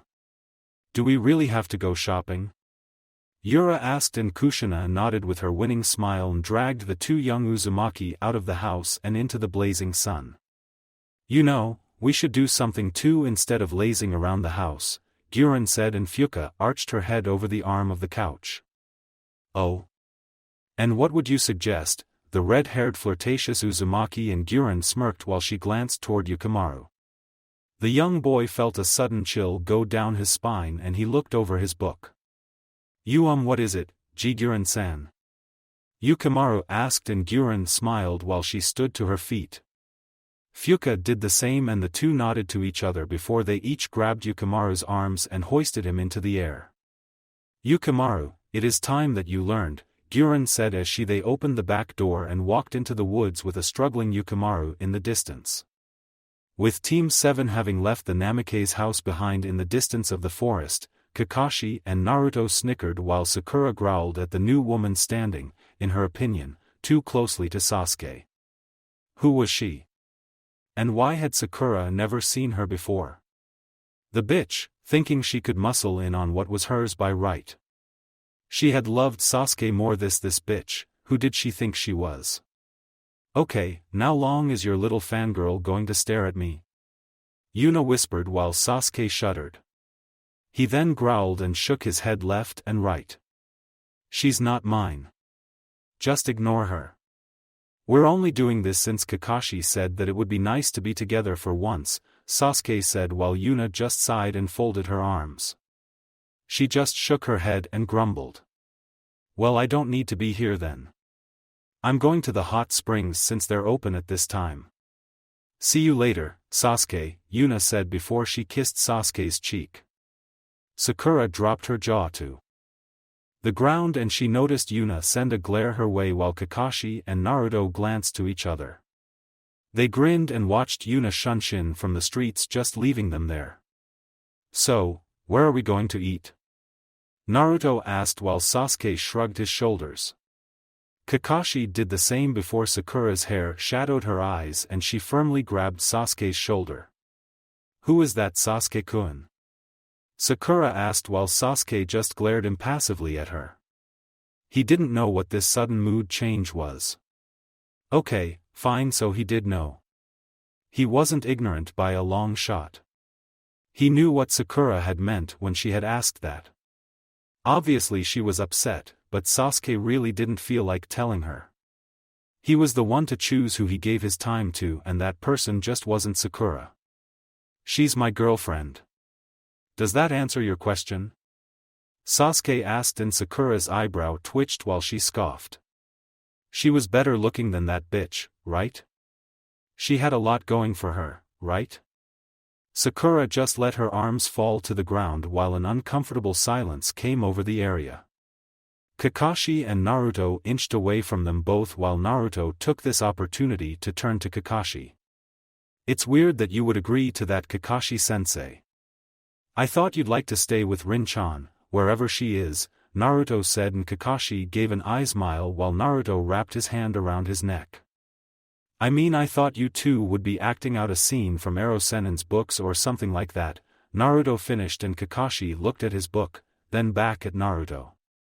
Well, Naruto, it's rather hard to just do that with Rin since she might have aged, but she hasn't done so mentally. I still think I'd be a pedophile. Don't you? Kakashi asked while Naruto shrugged his shoulders. How in the hell should I know? I did my part. I did what you wanted, and now it's your turn to take that step. I'm not leading you anymore, Naruto said while Kakashi sighed with a nod. They both then turned to see Sasuke and Sakura walking up to them as the rest of Team 7 went on their way. So Naruto, where are your summons? I don't sense them around you, Kakashi said while Sakura raised an eyebrow. She had heard about Naruto having a legendary contract, but with the blonde never truly being in Konoha for like the past month or so, then she hadn't seen him much to ask. It was when him and the rest of Heineken had come for the funeral that people started to ask about Naruto's contract. It had also been when Kurenai had begged Naruto to do something about Asuma. He wondered why she had done so. It's not like Naruto had control over the dead. Yeah, right. Oh, they are taking the day off also. You know, I let them roam. Yeah, Bachan's probably going to get a headache, Naruto said, and everyone wondered what he meant by that, especially Kakashi. Sasuke just glared at Naruto while Sakura balled her fists. Naruto, you had better not be causing trouble for Shursho. I'll pound you to the ground if you do. Sakura said, and Sasuke shook his head while Naruto turned his head. It was then that Sakura flinched as she took a step back unconsciously from Naruto's dark, cold eyes. Oh, he wanted her to try it. He really did. He wasn't about to take a hit from her again, not in his life. Never if he could help it. Don't try to threaten me, Sakura. You could never hope to catch me, Naruto said, and Sakura grinned as she tightened her gloves and threw a punch at Naruto's head. Sasuke and Kakashi shook their heads while it happened so fast. Naruto swirled his feet around the ground while he seemed to vanish in the air. Sakura widened her eyes before she felt the weight of her body shift and she was sent into the air. Kakashi and Sasuke sighed, but they were impressed that Sakura thought fast and landed on the ground with a look of surprise. Naruto had to hide his own surprise as he wasn't completely expecting Sakura to come from that, but he figured that she had to learn something. Those 2 years ago, Sakura had told Naruto that she changed. And she really did. Whoa, how did you do that, Naruto? I didn't even see you move. That was amazing, Sakura complimented while Naruto smiled. I didn't lay on my ass for those 2 years, Sakura. You should know that, Naruto said, and Sakura nodded before she quickly picked herself up and dusted off her clothes. I'm glad about that. Well, let's hurry up. We're late. Sakura said, and she ran off while Naruto, Sasuke and Kakashi followed her towards their destination. With Taiyuya, Kimimaro, Dan, Pakura and Fujikaze, ugh, well what the fuck are we supposed to do? I'm so damn bored that this shit is bound to make me go insane. Taiyuya shouted while Dan and Pakura were lying in the field of trees. Fujikaze and Kimimaro could hear her prattle, but didn't do anything to stop it. No, they just tried to enjoy the sun as much as they could. Yes, they could feel the sun. They had their bodies, but they were more or less not able to do a few things with them. They couldn't eat, drink, nor could they directly interact with anyone like speak to them without their summoner's approval. Taiyuya-san, just relax. Allow the presence of nature to calm your troubled soul. Shikin-sama has given us this day off and I wouldn't like to waste it. Are you happy? Fujikaze asked while Taiyuya snorted. She leaned against a tree, but she did have to admit that the wind really felt good on her skin. It's not like she could do much of anything else except play her flute. Still, she really wished that she wasn't dead. I do have to agree with Taiyuya-san. I do think that maybe we could do something fun as well, Dan said with a smile while Taiyuya grinned. It was then that her mind went into overdrive and she placed a finger to her chin. Everyone got a shiver down their spine. Something in her Uzumaki blood was spiking, and there was one thing that they knew about the Uzumaki. They were hot-headed and they were natural-born pranksters. Taiyuya-san. What are you about to? Dan stopped and Taiyuya whispered into his ear. The former Konoha Jonin widened his eyes while Taiyuya started to tell the others her plan as well. Pakura snorted while Kimimaro remained impassive. Fujikaze sighed and Taiyuya got to her feet. Well, let's get going. I also know who can help us out, Taiyuya said as she floated off. Dan eagerly followed her with a snicker while Fujikaze, Pakura and Kimimaro stayed together. The second female of the 5 summons just sighed and leaned up. She shrugged her shoulders and floated off, leaving Kimimaro and Fujikaze. Well, someone has to watch her for Shikendano. Fujikaze tried to convince himself and floated off with Kimimaro right behind him. It was probably going to be a bad day for Konoha in general. Somewhere in aim, Toby coughed and took off his mask as he sat on a bed. He placed his right hand over his mouth, and when he calmed down he noticed blood on said hand while he felt the left side of his body burning. The same place where Naruto had slammed him with a Rasengan, but even Minato didn't have such lasting damage against him when they had faced. What made Naruto so strong? He could feel an invading energy in his body. It was making him sick. It was killing him. No, he couldn't die. There was too much stuff for him to do. If he died, then his ambition would go up in smoke. He could have that. Obito leaned and placed his left hand on the table next to him, trying to steady his feet before he cursed. Arg!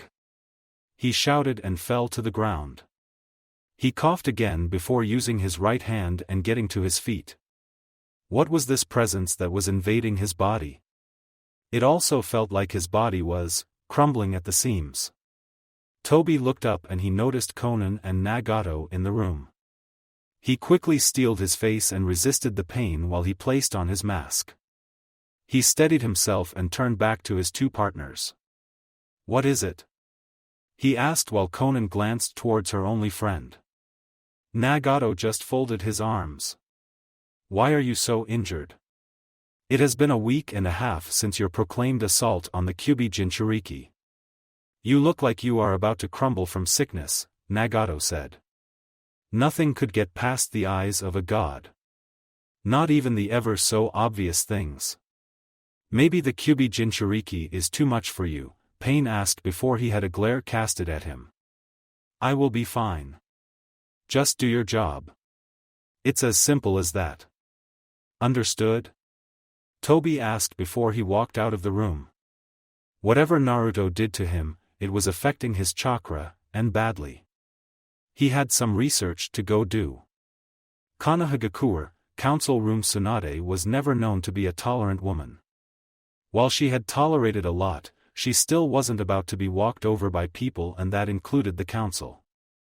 It was quite obvious that word had been spreading about Naruto, and while no one would make a big deal about a contract and tons of people had them, Tsunade was just being so secretive about it. She kept saying that it was Naruto's contract, and as a shinobi he wasn't obliged to explain anything to anyone. Especially since no one had cared to know that she had the slugs at one point. Tsunade, be that as it may. With the current presence of Akatsuki around, we must know the full extent to Uzumaki's potential. He is after all the son of the Yondaime. You should just tell him to tell us. If it's not a big deal, then he will not be so protective of it.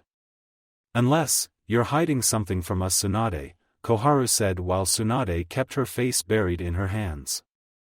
The Shinobi Council on the left and the Civilian Council on the right. So many people wanted to know that it was kind of nerve-wracking. Tsunade glanced towards Hayashi, and the Hyuga head kept his face impassive, which told her all she needed on the subject. Tell me, Koharu, why are you so interested in Naruto now? As I recall, you and the rest of this council didn't give a damn about him in his early life. So now that he's actually contributing to this village, then you take a personal interest.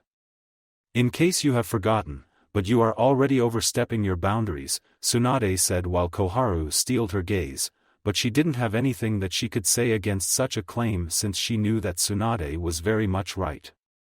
No one had been around Naruto to really demand anything from him, but all these things occurring, and then there was Naruto's hesitant look during the funeral. How in the hell were the people supposed to calm down from this? Tsunade, you forget your place. You are responsible for this village and all of its inhabitants. You cannot exclude information from us that might prove vital. It is your duty to put the people first and know just someone that you hold close. You are better than that, Koharu said before everyone blinked. Koharu in her sudden outrage had failed to notice that Tsunade was staring at her as well. What are you all looking at? I'm talking here. Koharu shouted while Tsum raised her hand to her head and pointed. Everyone else mimicked her while the Umbu tilted their heads to the side. Above Koharu's head were 3 fireballs dancing around each other. Soon the fireballs disappeared as music started to play. The lights went out and the Civilian Council jumped up fast. Everyone was in a panic while the Umbu dropped to the ground. Tsunade narrowed her eyes and the Shinobi Council quickly took action as music started to play. What the hell is this? Tsunade shouted before everyone heard 3 voices. You have all been tried and found guilty. You will pay with your souls. You will give yourselves to us, they hissed, and the Civilian Council gulped while the more experienced people narrowed their eyes. 5 glowing white fireballs appeared in front of everyone. They danced around and they quickly came into view.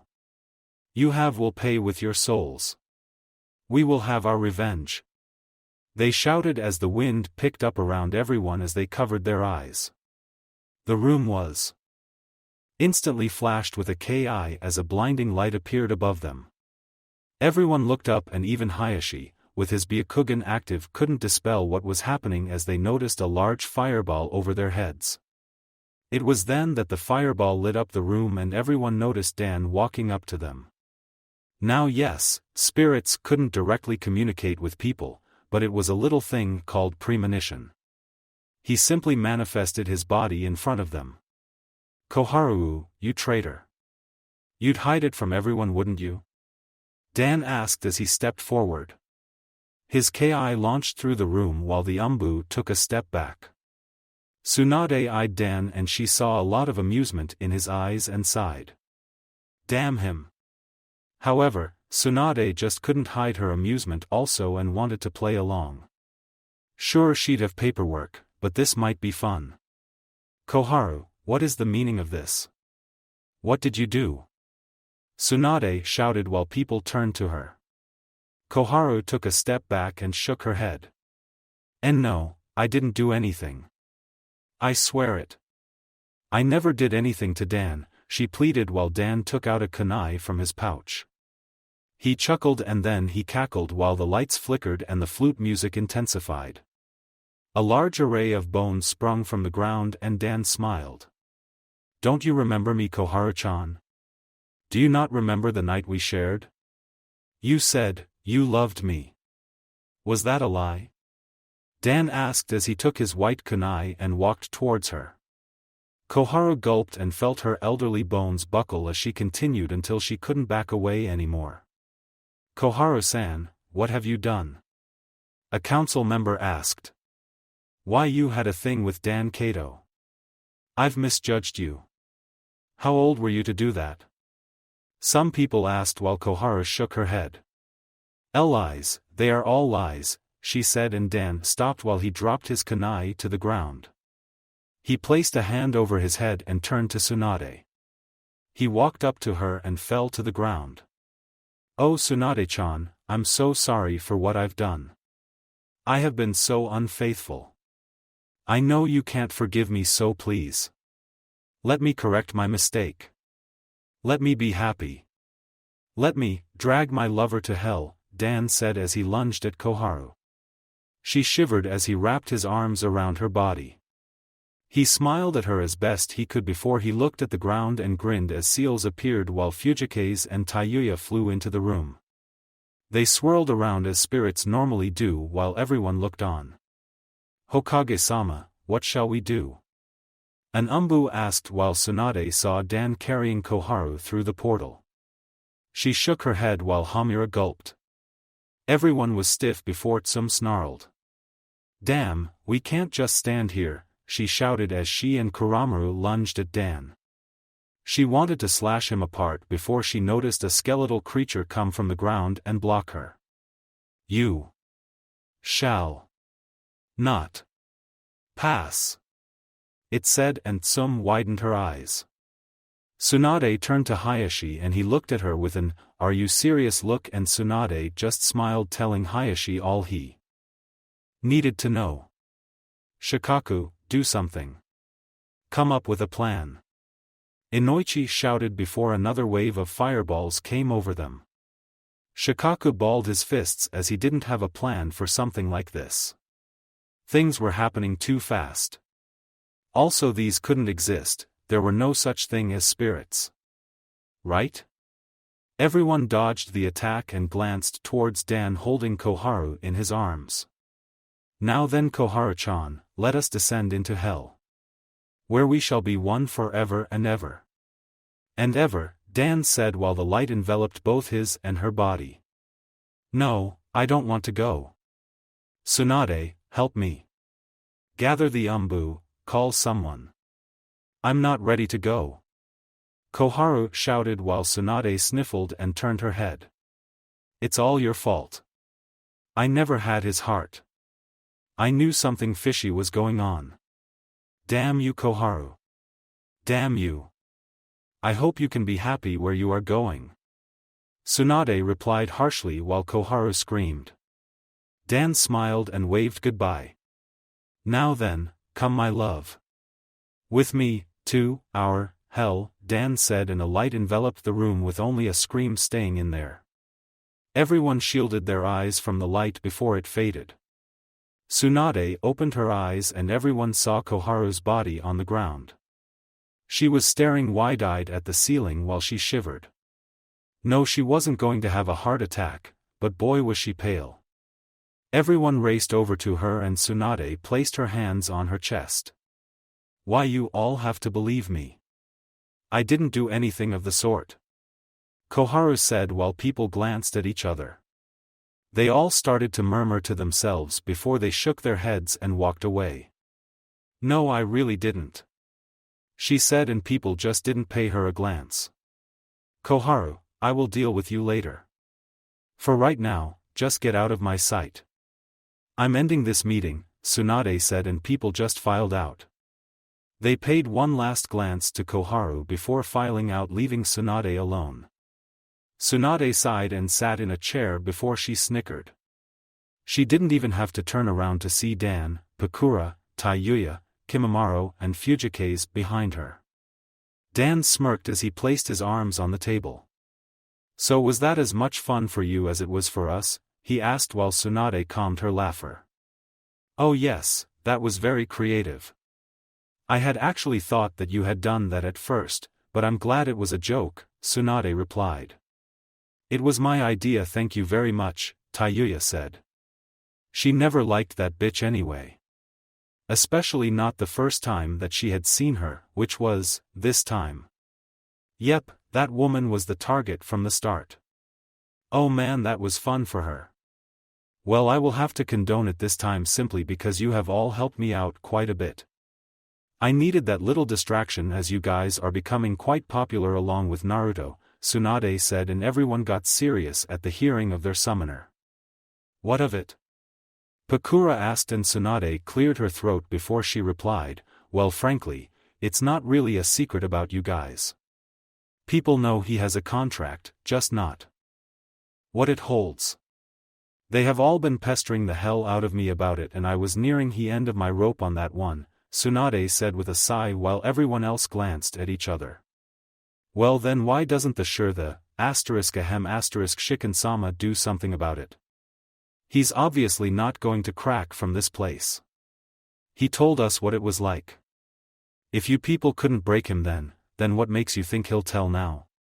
Tayuya asked, and Tsunade snickered. I really have no idea, but I know that if it comes down to it, humans are really demons in disguise. Please protect Naruto. If I fail to do so, Tsunade said, and the others smiled. Hi Tsunade-san, they all said before they vanished out of sight. Tsunade then just smiled, stood to her feet and walked off. She would have to get ready by next week. With Kushina, Yuri and Yura, the three female were currently trying on clothes with each other as they had bag after bag in front of them. Kushina had decided this just to find out more about her family. A little family bonding, if you will. Simply wanting to know more about each other, and without Naruto around. He was always around, but sometimes it was just best to get along with each other. Yura-nichan, do you think Nisan would like this? Yuri asked while Yura blushed at the sight of a red sleeveless shirt with a button design in the middle allowing for maximum to minimum cover of cleavage. Feeling embarrassed about the issue, Yura snorted. Why Yuri, that is indecent. How can you think about such things? Yura asked while Yuri smiled. Yep, that reaction had told her that this was another good choice. Also no, Kushina's eyebrow twitched before she chuckled darkly. Yuri-chan, please come over here for a second, Kushina said more as an order than anything else. Yuri and Yura flinched from her voice and walked over to her while Kushina grabbed them. She smiled brightly before it darkened. You think I don't know what you're doing? You think you can steal Sochi away from me? Kushina asked while Yuri and Yura widened their eyes. They turned to her and gasped. His own mother? Not only them, but his own mother had this type of thing going on also? Why you too? Yuri asked and Kushina smiled. Is there a problem? She asked, hoping that there wasn't one. Problems were meant to be resolved. Yura and Yuri shook their heads and inched away from the elder Uzumaki while Yura bit her thumb. Che, Nisama, I think I have a better body than Kushina-san. Oh, or do you prefer mature women? Yura wondered to herself as she looked at her breasts, then at Kushina's, and sighed dejectedly. Wow, now we have nothing to hide, right? We all like Ni-san. I vote for sharing. Yuri said, raising her hand while Kushina and Yura stared at her. They then turned to each other and shook their heads left and right. Why should we share? We're Uzumaki. We don't share. Kushina and Yura shouted at the same time while Yuri sweat dropped. Oh, I don't know. I just think that's better than the alternative. Which is two of us being heartbroken, Yuri said while Yura glared at Kushina. Kushina glared at the two younger Uzumaki, and it was a good staring match for a bit. Well, Nisama could also just leave us all and just go off with either Fukune or Guren-ne. You know how they are, Yuri added, and a small fire appeared behind Kushina and Yura. Never, no way in the 7 bowels of hell. It wouldn't happen. I call first dibs, Databane, Kushina shouted while Yura and Yuri stood slack-jawed. Hey, that's not fair, Databane. I brought us all together, so I should have first dibs. Yuri argued, and Yura felt a little left out before a tick mark appeared on her head and she cracked her knuckles. No, I call first dibs. Besides, Nisama's first kiss was mine, Yura said proudly while Yuri growled. Kushina's eyes then beamed as she placed a hand on her hips. Oh no, his first kiss was mine, Yura-chan. Actually, his first was with me also. So you have no firsts, Kushina said, and Yura widened her eyes. Actually, Naruto never told his mother about where his first kiss actually went, as he all but suppressed that memory forever. It was never to be seen or brought up again. Yura fumbled and pointed her long finger at Kushina, who could say that she was finally proud of something that had to do with her son. Well, she was proud of a lot of things, but that was beside the point. See, cheater, we didn't even know Nisama that time. You can't hold us to that. Yura shouted while Kushina shook her head. Nope, that's how it goes. He's officially mine. I'm just lending him to you when I'm not around, Kushina said as she swayed her way out of the store. Yura and Yuri glanced to each other and growled. They really weren't going to like this arrangement, but it was all that they could come up with. With Team 7, Sasuke and Naruto sat together along with Kakashi and Sakura as they waited for their food to arrive. It was obvious to everyone that Sakura was really happy with being able to be a team again, well, at least for a little while anyway. So what's it like out there? I've only been on minor missions, but you guys had to have been everywhere, right? Sakura asked with her elbows on the table. It's nothing major. Just the usual, Sasuke said, more to himself than an answer to Sakura, but everyone heard it. Basically like Sasuke says it. Nothing too big. Did some missions, earned some money, fought Akatsuki, that stuff, Naruto said, and Sakura widened her eyes while she turned to Sasuke and Kakashi, who nodded in seriousness. Was it Itachi? Sakura asked, and she only saw Sasuke's hands ball in either anger or contempt.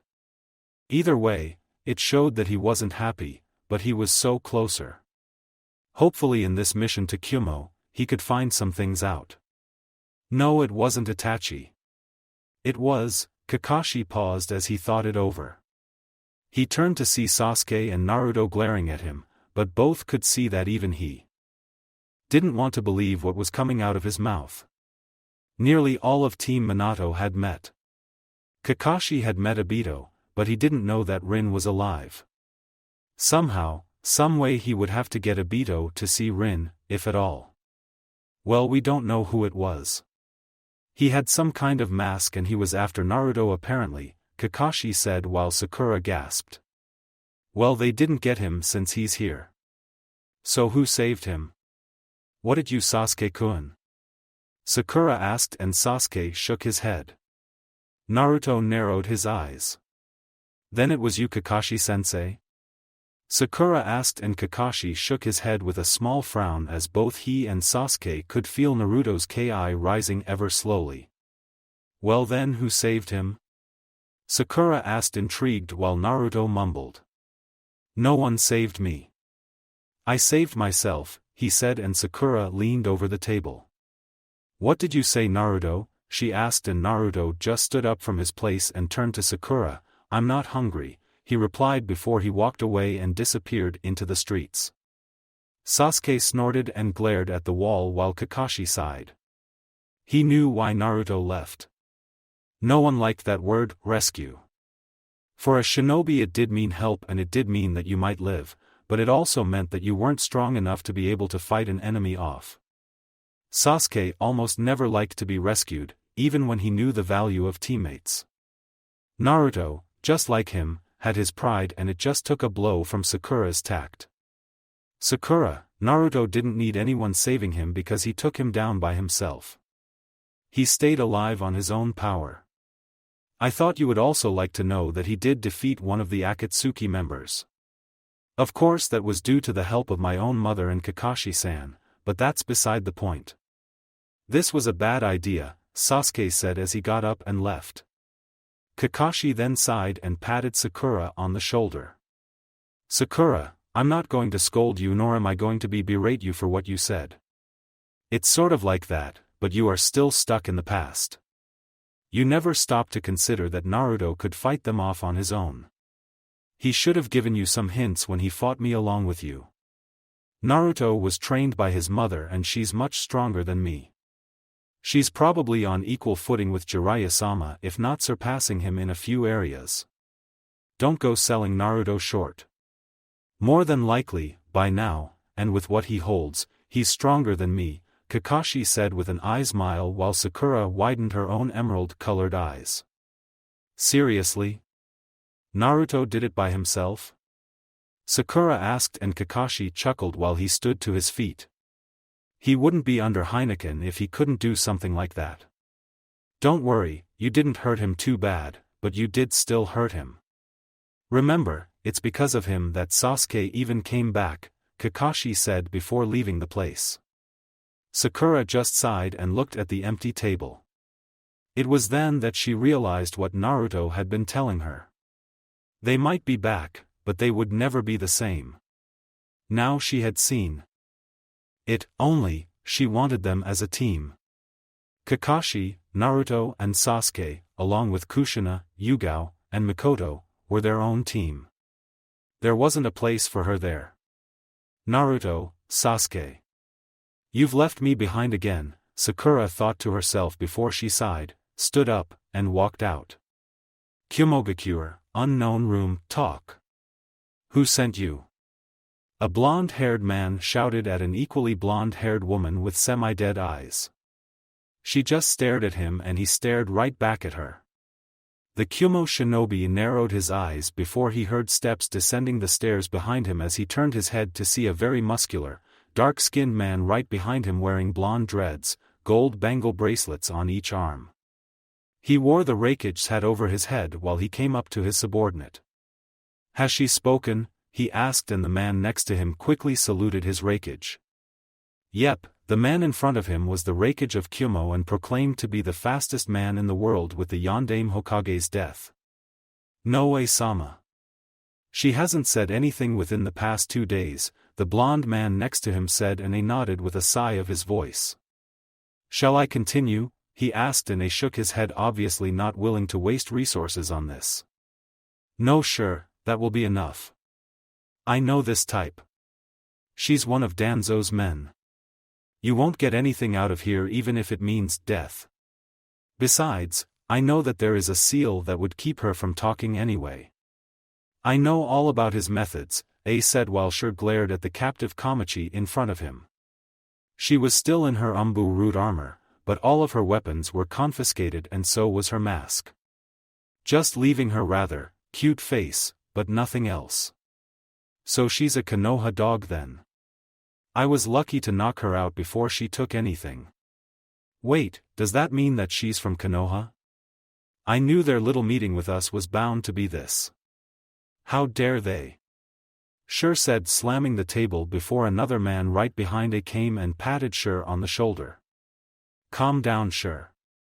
Didn't you know? Danzo's a missing nin from Konoha now.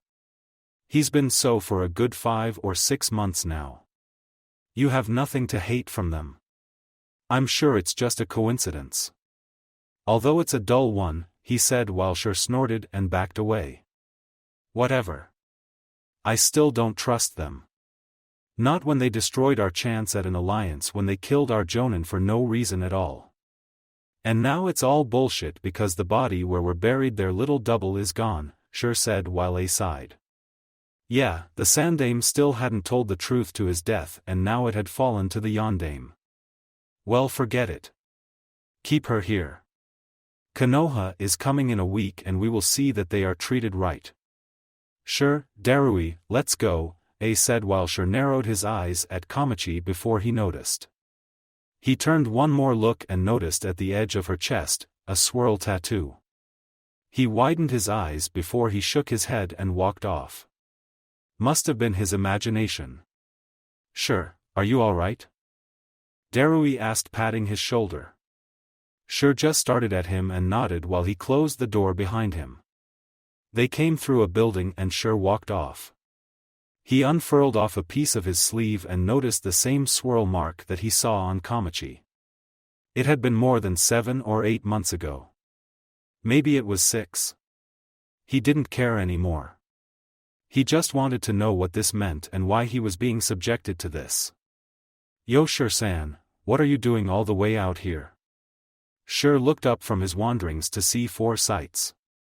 A dark-skinned redhead girl, a dark-skinned white-hair boy, a blonde light-skinned girl and a blonde light-skinned boy. Yo Karui, Omoi, Samui, Atsui. What are you guys doing? Sure asked as he discreetly placed his bandage back over his shoulder, which was something that Samui noticed but didn't comment on it. We just finished our training with B-sama and we're going back home. So Konoha is coming in a week, right? Karui asked and Sure nodded his head with a subtle look of contempt in his eyes that not any of them caught. That's right, but if we're lucky then they will leave without much trouble. Now then, I have to get going.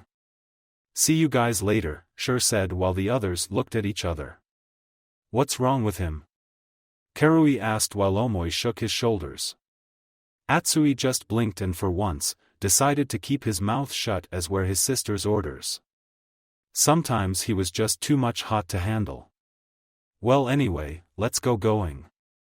Karui shouted, running off while Omoi's sweat dropped. Samui sighed and rubbed her shoulders. Honestly, you two are too much for me, she said, walking off behind Karui while Omoi and Atsui followed in step. Hokage gates. 1 week later, Tsunade growled as she tapped her foot impatiently. They were supposed to be there by now. No, scratch that, she was supposed to be there in about 10 minutes to greet the Raikage, but Naruto had just claimed that they could waste time and he had the surefire way of getting them there. Now that she thought about it, Tsunade had no idea how Naruto was planning to do to get them there. Man, how she wished she should have asked. Damn it, where is the brat? Tsunade asked while Kushina, Sasuke, Yuna, Yura, Yuri, Kakashi, Yugao and Mikoto gathered around. Everyone was simply waiting for their blonde teammate to come, so they didn't do anything. I swear, I'm gonna knock him a new one when I get my hands on him, Tsunade said while the others chuckled. It was fair of Tsunade to understand that Naruto could teleport them. They didn't tell her cause everyone wanted to see the utter look of pure shock on her face. Instantly, Naruto landed to the ground and Tsunade was more than ready to flat out kill him, but he was their only means of transportation at the moment, not to mention it, but they had to hurry up. Damn it, brat, hurry up. Do whatever you need to and wow me already. I swear if we're not there within 5 minutes then I'm gonna create a new rank below Genin and... Have you stuck there forever? Tsunade shouted while Naruto nodded. Your wish is my command, Bachan, Naruto said as he cracked his knuckles and held out his right hand. He felt the Honshu flow through his body while she shouted, Jakuyugami no Jutsu. Naruto shouted and Tsunade watched in awe as the large purplish portal appeared in front of them. However, she didn't have the time to awe at it long before she was pushed through by Naruto while the others followed suit. Border of Kumogakure, she's late. Does she intend to make me wait all this time? A asked with a few of his shinobi present. He growled while Mabui, his assistant, tried to calm him down by telling him that they would be here soon. He just sighed and nodded. I swear, that if she's not here in 10 seconds then, A stopped as a large portal appeared in front of him. He widened his eyes and all his shinobi got ready for any kind of assault before they noticed Naruto pushing Tsunade out of the portal. There, Bachan, is that fast enough? Naruto asked while Tsunade felt her heart lighten. She then growled and bonked Naruto on the head. Don't fucking scare me like that, brat, she said while Naruto chuckled sheepishly. Right behind him came the others in their Heineken attire along with Yura, Yuri and Yuna as the portal closed. Sheesh, Tsunade said before she looked up to see A and the rest of his shinobi blinking away in confusion. Tsunade coughed and straightened her clothes. Sorry for any trouble Reikage Dano. I hope I am not late, Tsunade said before Ace snapped out of his stupor and just nodded. He turned his head to Kushina and the Red Death glared at him. He stared at her as well and the two seemed to be having their own fight for a little bit before they broke apart. You are not late Hokage Dano. Right on time actually. I would like for us to begin our discussion as soon as possible.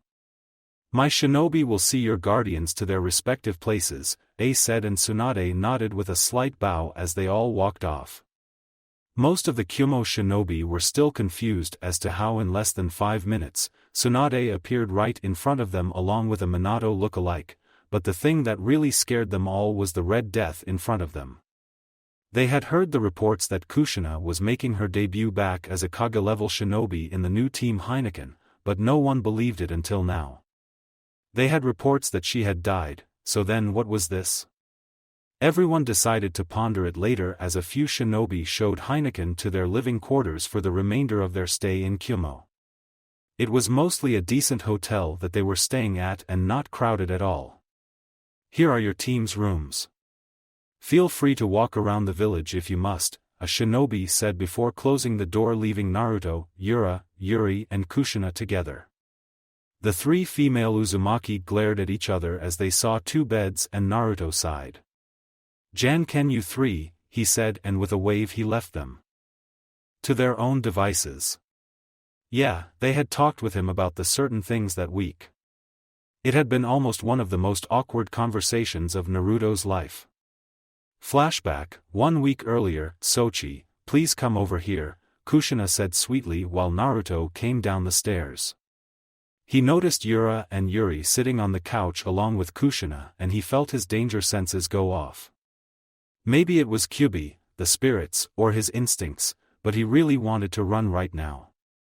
However, Naruto Uzumaki never ran away and if it was something that he had done then it would be his fault. Naruto sat down to the padded seat next to Kushina between herself and Yura. Yuri then got up and smiled as she leaned in front of Naruto. You are so wrong Ni-san. You can't love just one of us can you? Yuri asked before she smothered his lips much to his surprise.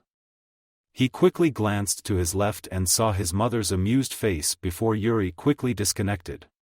You really are selfish Ni-sama, but being yours then you more than make up for it, Yura said as it was her turn to take his lips for her own as she quickly kissed him with more passion than Yuri had tried to do.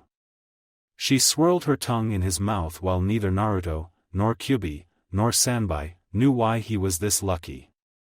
Yura backed away with a small blush before Kushina coughed getting Naruto's attention. We don't like it Sochi. You really should only have one, but you're just so cute and handsome. I would never allow this with Minato, but you're so special to me. We all love you. However, we are all you get. No more, got it? Kushina asked with a glare while Naruto gulped. He nodded fervently while Kushina smiled. Then we are all in agreement. Yuri did it, Yura did it, and I will do it. We'll seal it with a kiss, Kushina said as she quickly smothered her son's lips while Yura and Yuri kissed his 2 cheeks. Naruto couldn't help but get a massive erection from this and it was something that the 3 noticed. Oh, Ni-san's excited at this, Yuri said while Yura smirked. Kushina chuckled and they glanced back to Naruto while Kushina shook her head. Nope Ni-chan, none for you. Consider it punishment for toying with our maiden heart's databayan, Yuri said as they got up and left.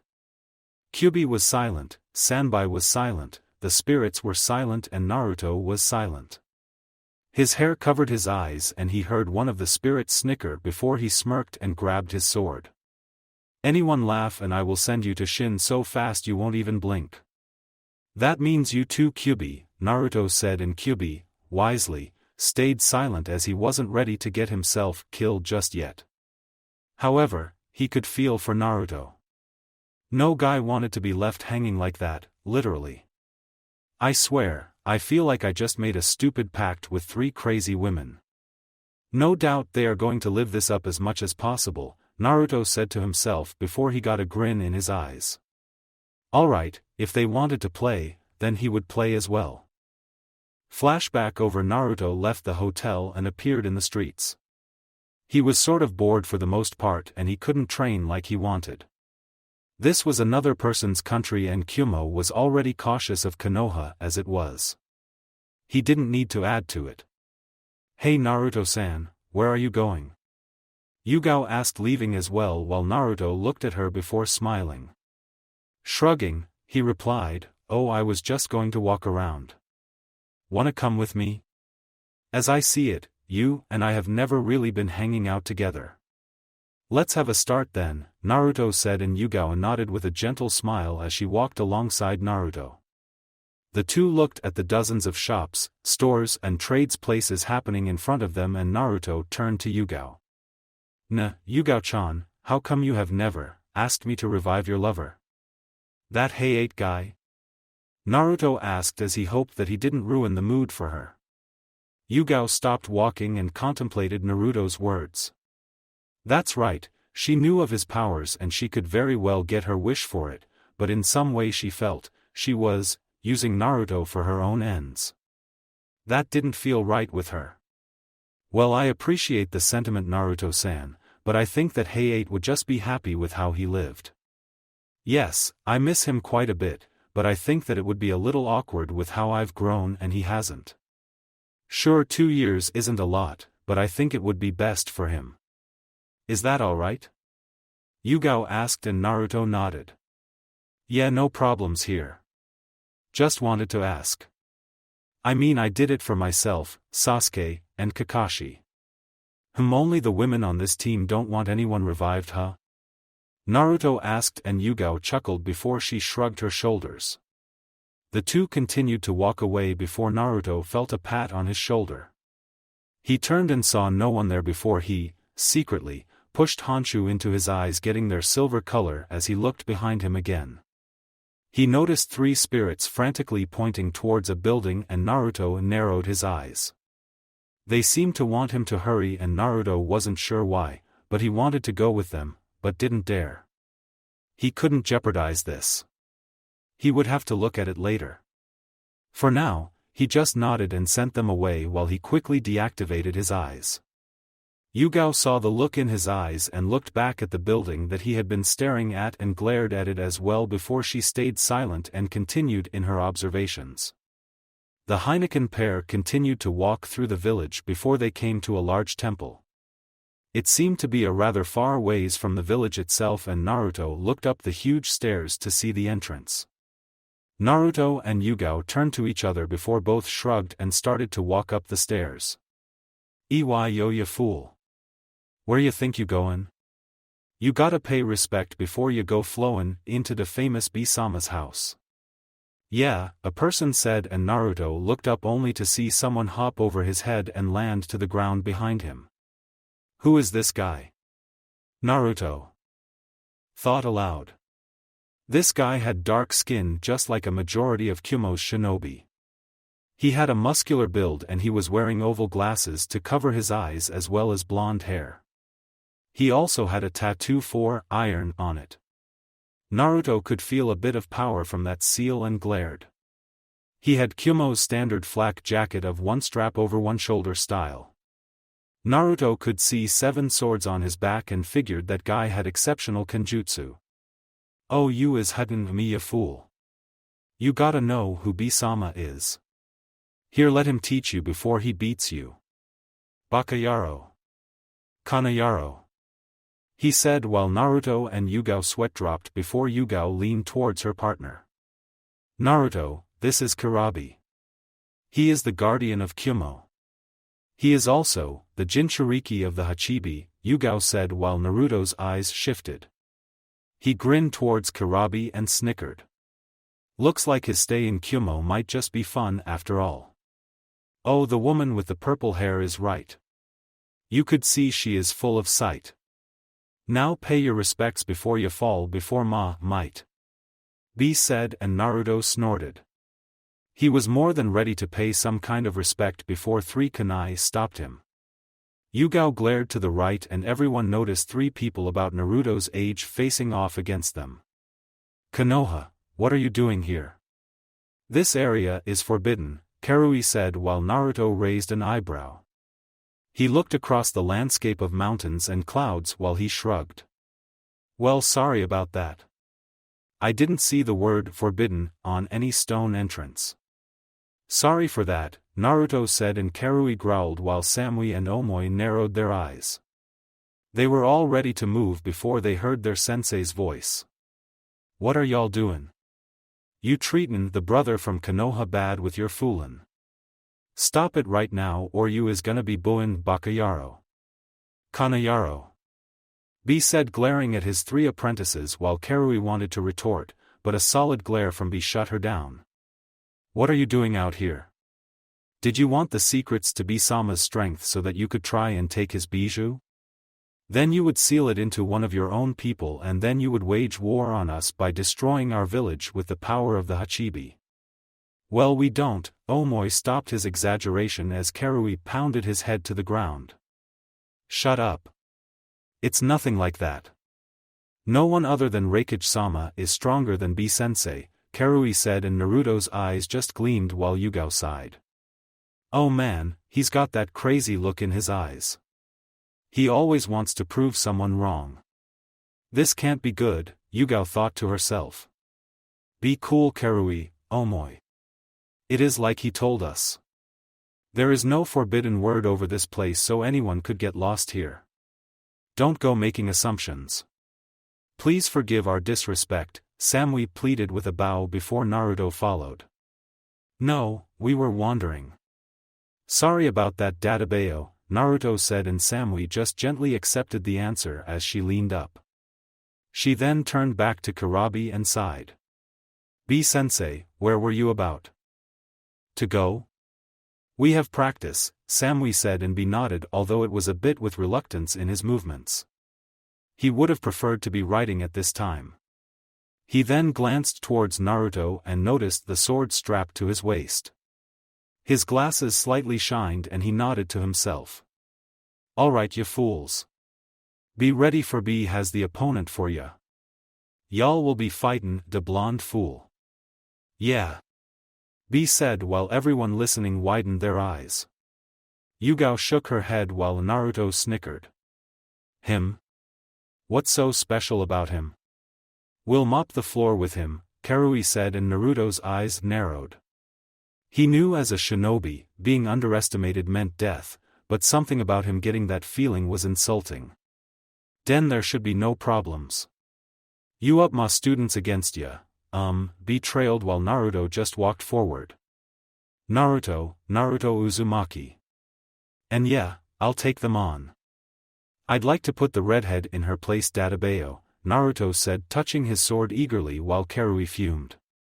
What was that?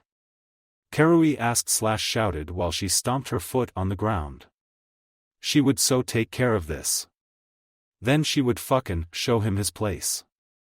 Yeah, she would so do that. Are you sure you're cool with this?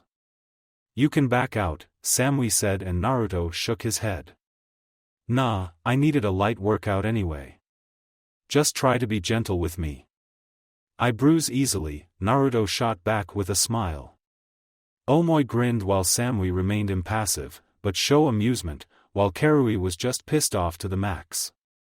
Oh, she would so make this motherfucker pay. Kumo Hotel Kushina and Yura pouted as Yuri held up the victory sign with her fingers. The two took one bed and Yuri took the other with Naruto. She was quickly getting settled while there was a knock on the door. Kushina stood up and opened it as she saw Kakashi, Mikoto, and Sasuke appear with Tsunade right behind Yuna. They filed in and closed the door. Where are Yugao and the brat? Tsunade asked while Kushina shook her head. She really wasn't sure, but if this was urgent then Kushina could always use her Honshu to find her son. It seemed that her Honshu was capable of sensing far-away Honshu traces over a good mile. It had been a useful quality in finding Naruto from time to time, but then again. He always came running to her when it was time to eat or simply have some fun. He was just like that. Great, just when I need him to be present, Tsunade said to herself before shaking her head. She would have to think about him later. What is it? What happened at the meeting? Sasuke asked with his arms folded while Tsunade sighed angrily.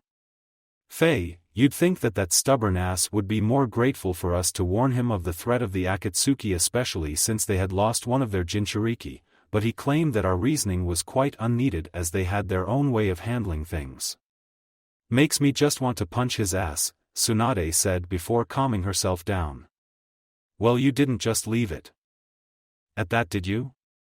Mikoto asked while Tsunade just stared at her.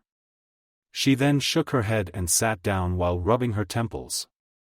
No, I didn't, but I think that it might have been better if I did. In order to show how serious I was, I challenged him to a bet, Tsunade said, and everyone glanced towards each other. Great, how much money did you lose?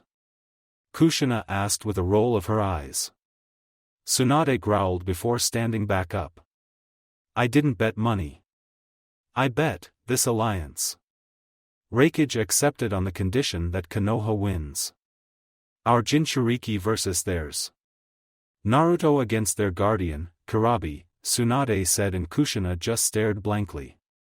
You're going to have my Sochi fight not only the person who could try to fight Minato, but also be a better Jinchuriki than even him? Kushina asked, and Tsunade nodded dejectedly. Everyone glanced to each other and Kushina sighed as she leaned against her chair. Oh, this can't be good. Databane, somewhere hidden. Kyuso. Kyuso. Kuso. Toby shouted as he drenched water over his left arm. He cursed at the top of his voice while Zetsu could only watch on. Obito placed his hand on the table and could still feel the burning. Damn you, Minato. You and your son are going to continue to be a damn headache, Toby said to himself before he glared back to Zetsu. Take it off, he ordered, and Zetsu widened his eyes. He looked at the slightly red hand and noticed a large array of veins going through it. They didn't know that Naruto's power came from Honshu, and Honshu could be seeped into the body. However, no mortal could control that power, and the burning would never stop. Like an Amaterasu, they couldn't be quenched except by the Shinigami or by Naruto. Either way, Toby's body was screwed if he didn't stop this now. Yeah, but we think you can. Zetsu dodged a cup to his face while the sweat poured from Toby's face. His mask fell to the ground while he instinctively activated his Manjikyu Sharingan to just try and sustain his will. I said do it. Don't argue with me, Toby said. He could never be hit by Naruto again. If he did, then it would be over for him unless he did something now. Zetsu quickly approached the hand and looked over it. The plant man closed his eyes and nodded before the loud cry from Toby echoed through the halls of the base. Make no mistake, he would get the Kyubi Jinchuriki back for this. He swore it. On that fallen arm of his. Thank you for watching. I hope you enjoyed it. Make sure to like and subscribe, and don't forget to share this video with your friends. Guys, make sure to help the author by visiting the link in the description. This is Fox Sage, and I'm signing off.